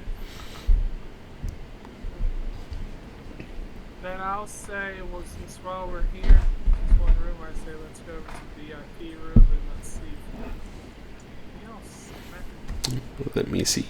Immediately as you walk in, this room is weirdly clean in the 30 feet away from the door, as everything that was in that vicinity has been sucked into the black hole. There is still a small coffee table in the middle of the room with a nice couch next to it, and there is a silver platter with wine and what looks to be very spoiled cheeses, like a charcuterie style, on top of that platter. There is, in the bottom part of the room on the other side of the wall, is a giant king-size bed, Cali King, and then there is a bathroom up to the top. There is no kitchenette in this one. Make an investigation check. I'll give him an assist so he can get advantage on that investigation check. Assistant, so you get advantage.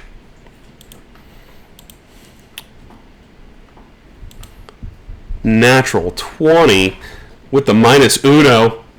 Yeah, so you are looking through, and strangely enough, something is just telling you there's something here. And you lift under the charcuterie platter where the silver tin is, and there is a sticky note on the bottom.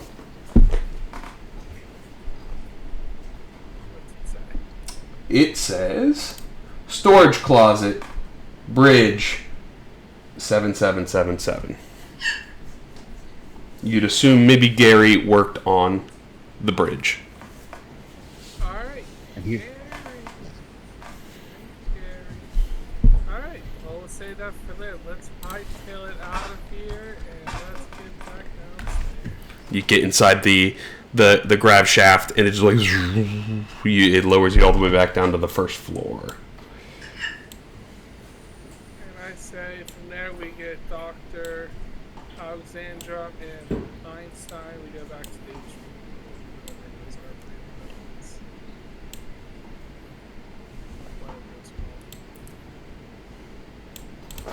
I closed the map, so we're on a new map. So you're back on first floor. Am I missing somebody? I'd be missing me. You're on there. Uh, Oh, Kenway. Oh no, he ran all the way up there. Dr. Alexandra will say, what's it? I tried to talk to Morgan Yu with the phone booth. What did you do? Morgan Yu didn't respond.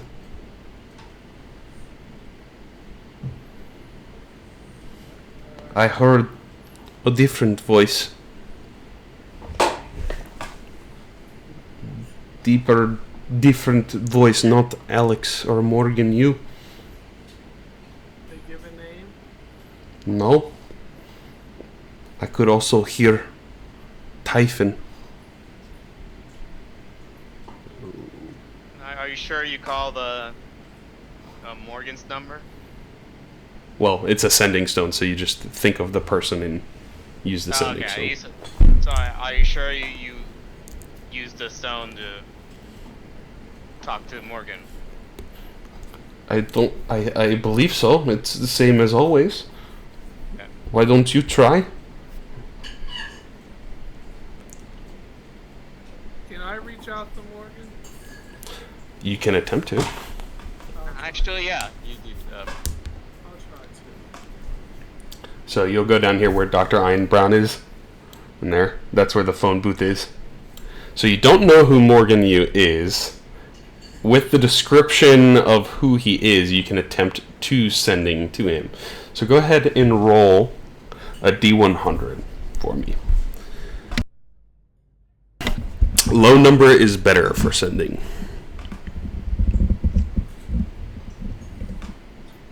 Oh, sorry. Okay. Can I roll again? Or use one of my luck rolls? Yeah, I'll let you use a lucky roll if you want. You use...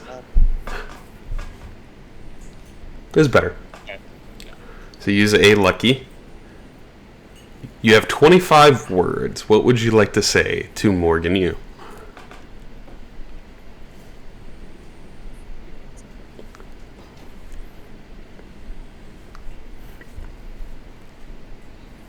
Morgan, you're not as sexy as the real Morgan. Get your ass out here so we can settle this once and for all.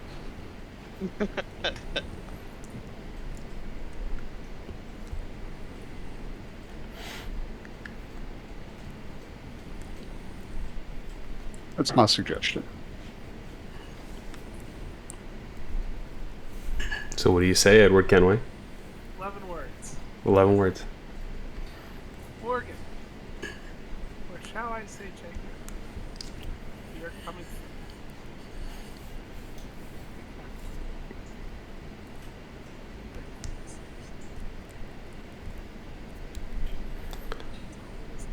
Okay. There will be a long, quiet pause.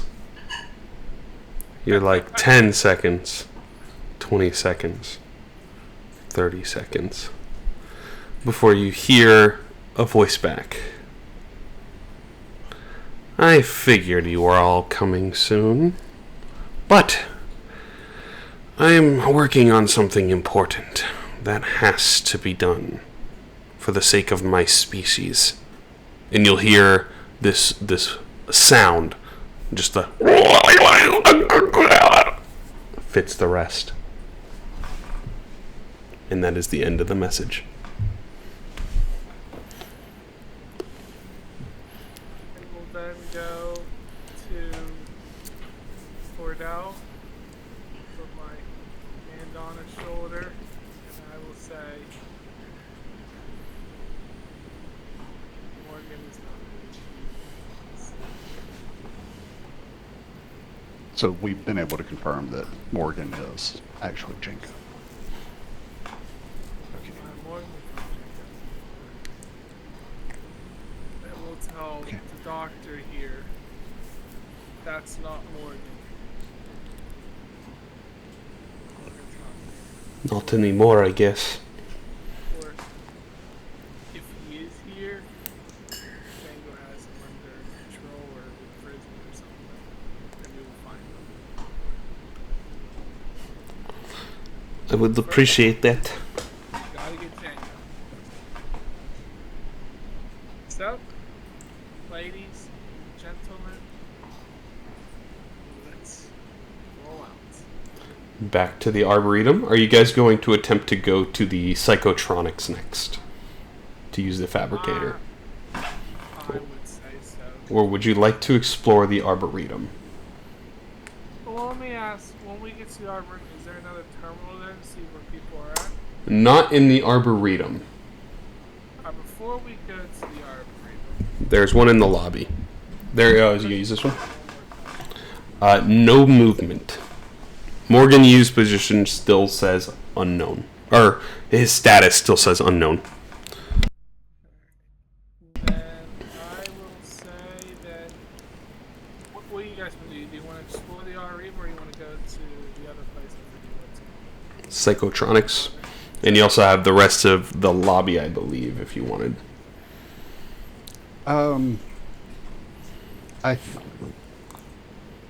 That's a tough decision. I'm good with either one. I think that I was going to say I think psychotronics is probably a higher priority, but I'm good with either one.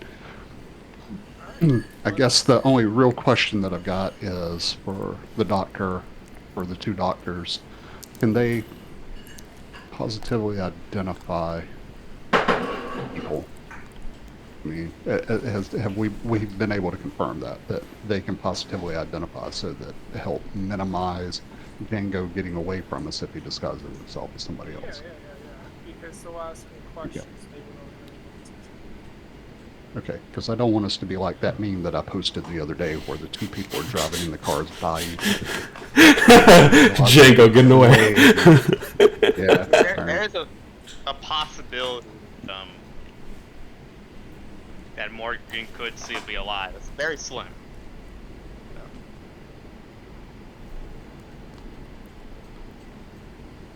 So let's say, because about this. So if Django is a changeling, obviously we know that. But let's say he changes into Morgan Yu.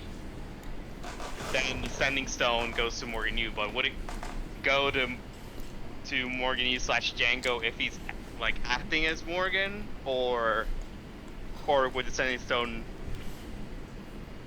go to actual Morgan Yu? Roll an Arcana check. Okay. I'm Garrett's like, oh man, I'm thinking hard. The hardest I ever thunk. Back to Django. I'm gonna sit down I like know that was Django. in the stage. No, I'm believing, but I want to know if the Sending Stone actually went out to Morgan Yu. Right, so while y'all are working on that, I'm gonna ask the two doctors, Dr. Alexandra, Dr. Ian Brown, is there a way, once we positively identified Django, is there a way that we can mark him? If you got some way that we can mark him so that even if he changes shapes or assumes somebody else's identity, we will know that it's him. I guess you could use the tracking bracelet, Okay. which currently I don't know if his tracking bracelet is active. Which you guys currently have a tracking bracelet too. So we need to get somebody with good sleight of hand skills to slap it on him. I overhear Cordell saying that. I say that January, I'm assuming she cares. Can you turn on all trackers, force all of them on? There's no response. And Garrett, also, you just kind of assume that if you're talking to Morgan, that it went to Morgan? So maybe they're the one and the same? So I'm gonna, obviously based on Garrett's knowledge, could he reason that Morgan was always Django? I think you have that logic on a good path, but in the reversed situation.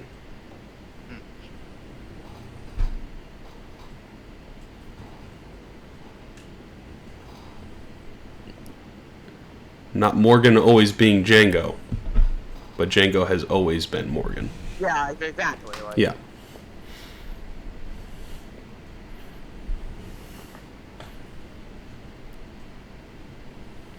But why?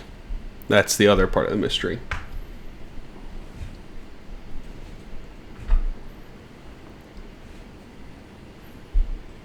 So I related some, my like, man, this is a lot more thinking I'm used to, but I'm like, since the Sending Stone is magical, Mm-hmm. and it Morgan was Django, is it possible that Django was always Morgan?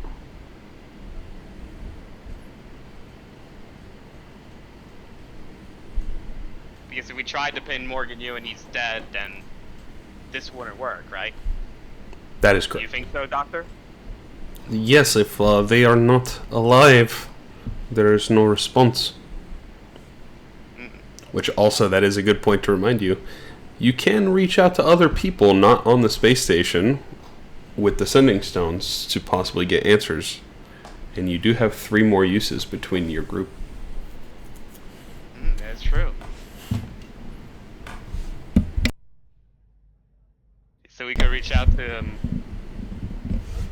anyone, of our colleagues, and I guess I can always go Psychic Whisper for this, and be like, yeah, we can reach out to anyone from the guild that has more magical expertise. We want to confirm that the suspicions or get any information.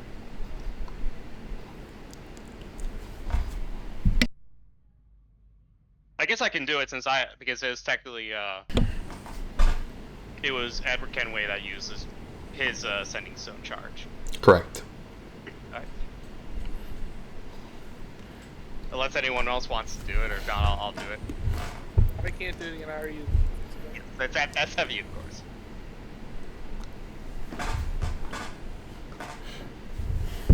Alright, so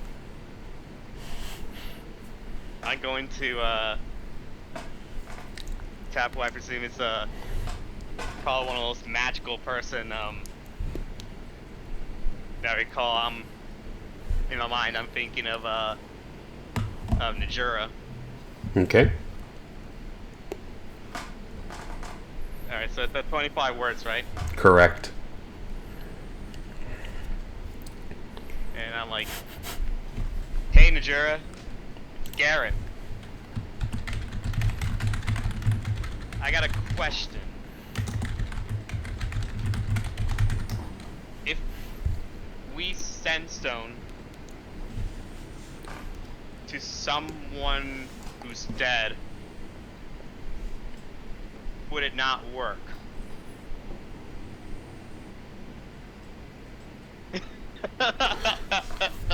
You wait 10, 20. No, you just hear back pretty quickly. He's like, "Hey, what's up, bitch? I'm just finishing a sip of my mead. Yeah, if you send something to somebody and they're not alive, it doesn't come back." That was your Who Wants to Be a Millionaire, phone a friend.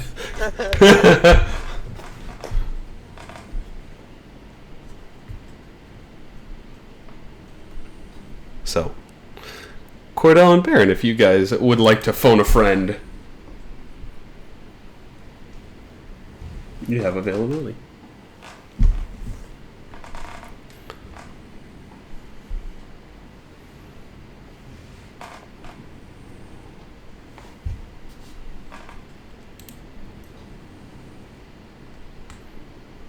Daniel, Brett?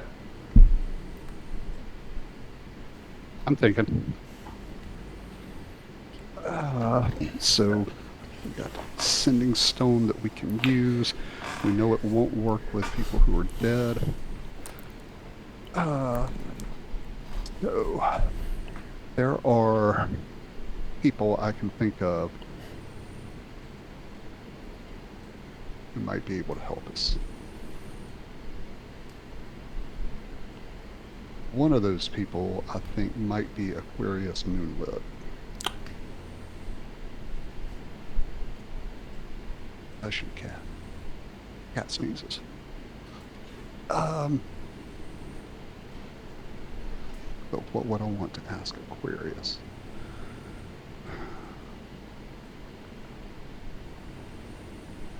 Nebraska would be the other person that I could think of who may want to help us. Okay.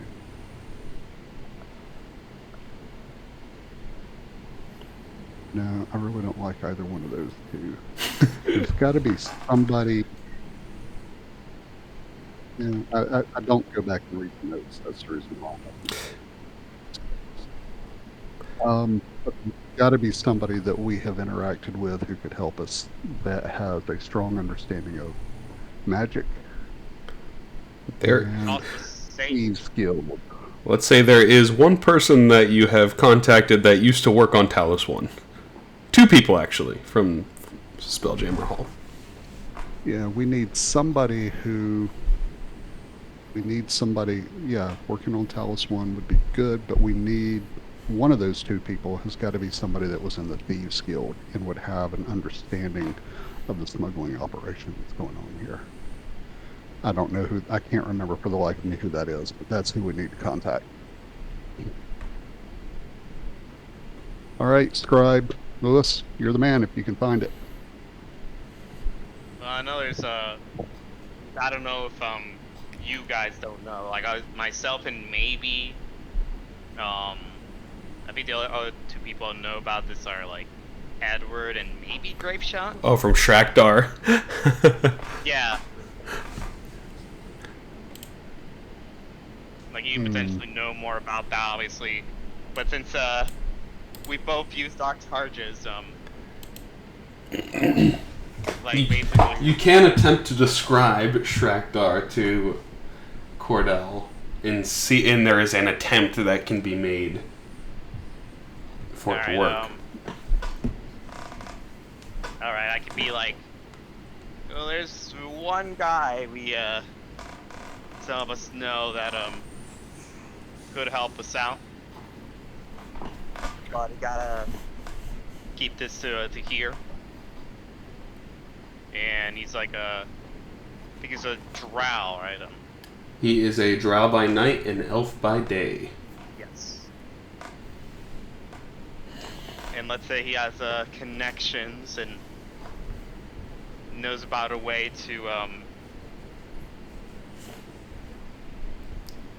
plan out family reunions, vacations, all surprises, all that that we saw that So he fits the profile of being able to have the connections with the Thieves Guild, and he has connections here to Talos I. Is that correct? I'm not sure about Talos I, but definitely with the like any shady people guild stuff. Or Rabnel. Okay, so what do we want to ask him?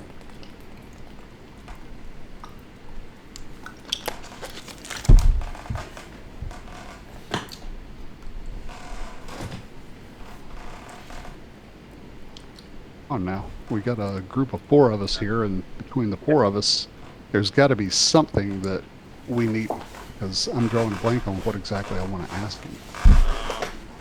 See here.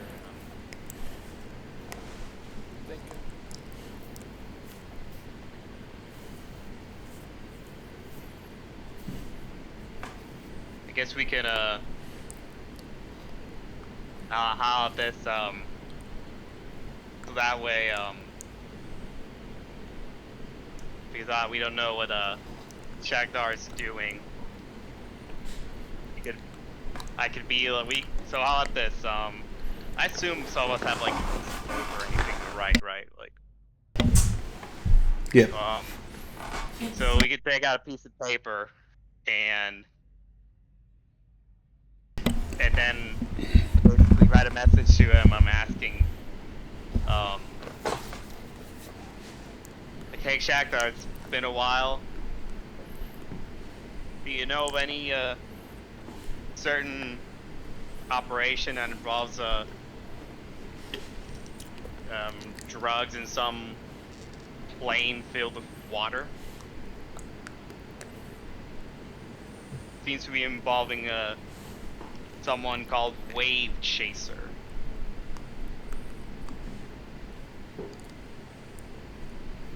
Is it But, 25 words? Yeah, it's limited to I think I'm less than words. 25 at that. You got to count it. It was under I 25. It was under 25. Yeah, it was like 16 words, I think. Okay. So And we so I'm want gonna to write to ask. you in Thieves' Cant. So if you like, all you need to do is like say it I how don't it need is on paper.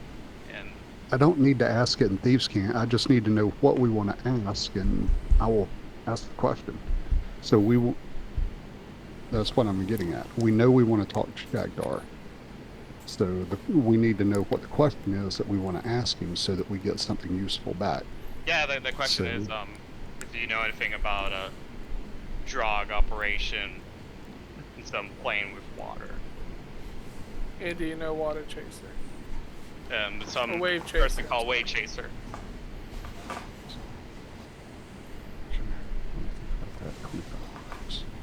Remember, Shagdar like understands Thieves' Cant? He understands Common and Thieves' Cant and Elvish. Okay, so even if we say the message in Thieves' Cant, he would understand it. He would, but Cordell won't.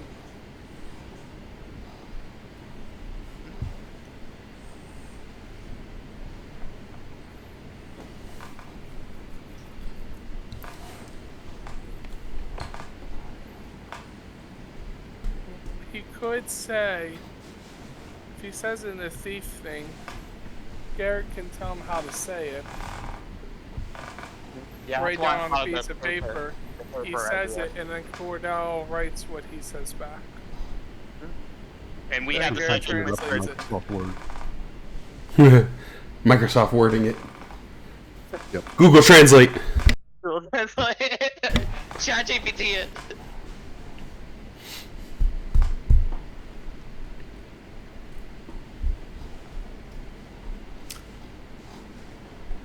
So, Cordell's still trying to think about it. Baron, do you have anyone that you are thinking of in the moment too? Nope. I want to get off the spaceship.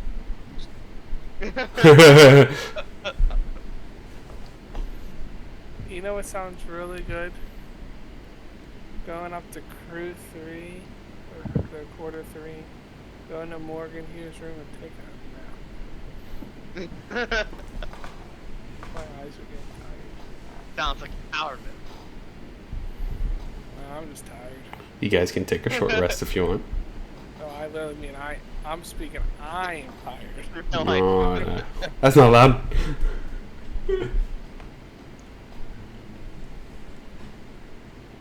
Okay, I got 21 words. Okay, perfect. I'm gonna paste it here. Shall read it before I send the message.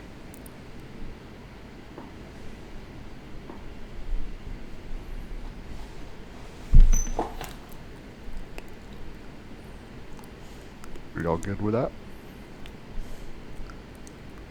Assuming his name is Shagdar and not Shakdar with a K.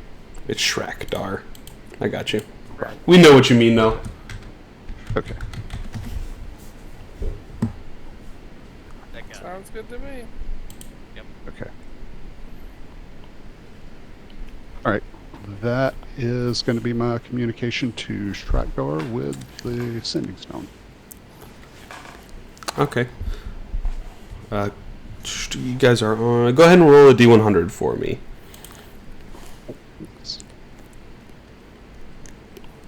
33. Okay.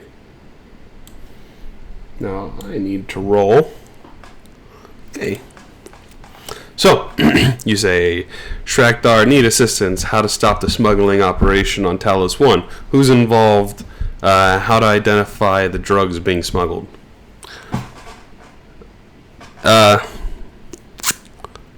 think he'd be kind of confused at first, but he'd kind of understand what's going on.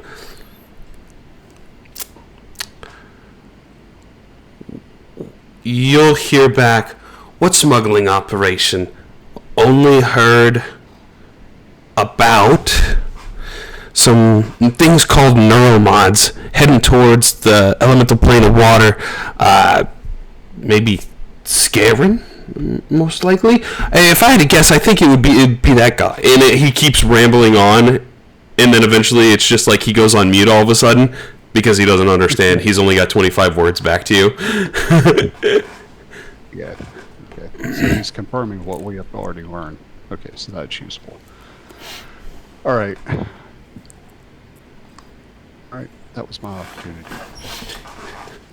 You also We probably... got, what, one more opportunity? Okay. Yeah, Baron.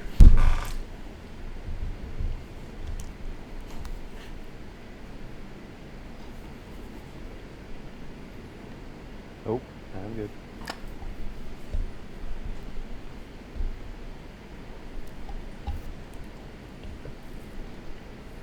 So, I say we go to the psychotronics or whatever it's called.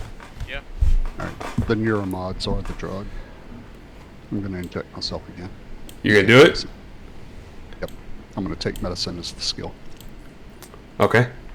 As you inject yourself with the second neuromod, you see strands of DNA in nerve endings flitter through your mind as you just get these flashes.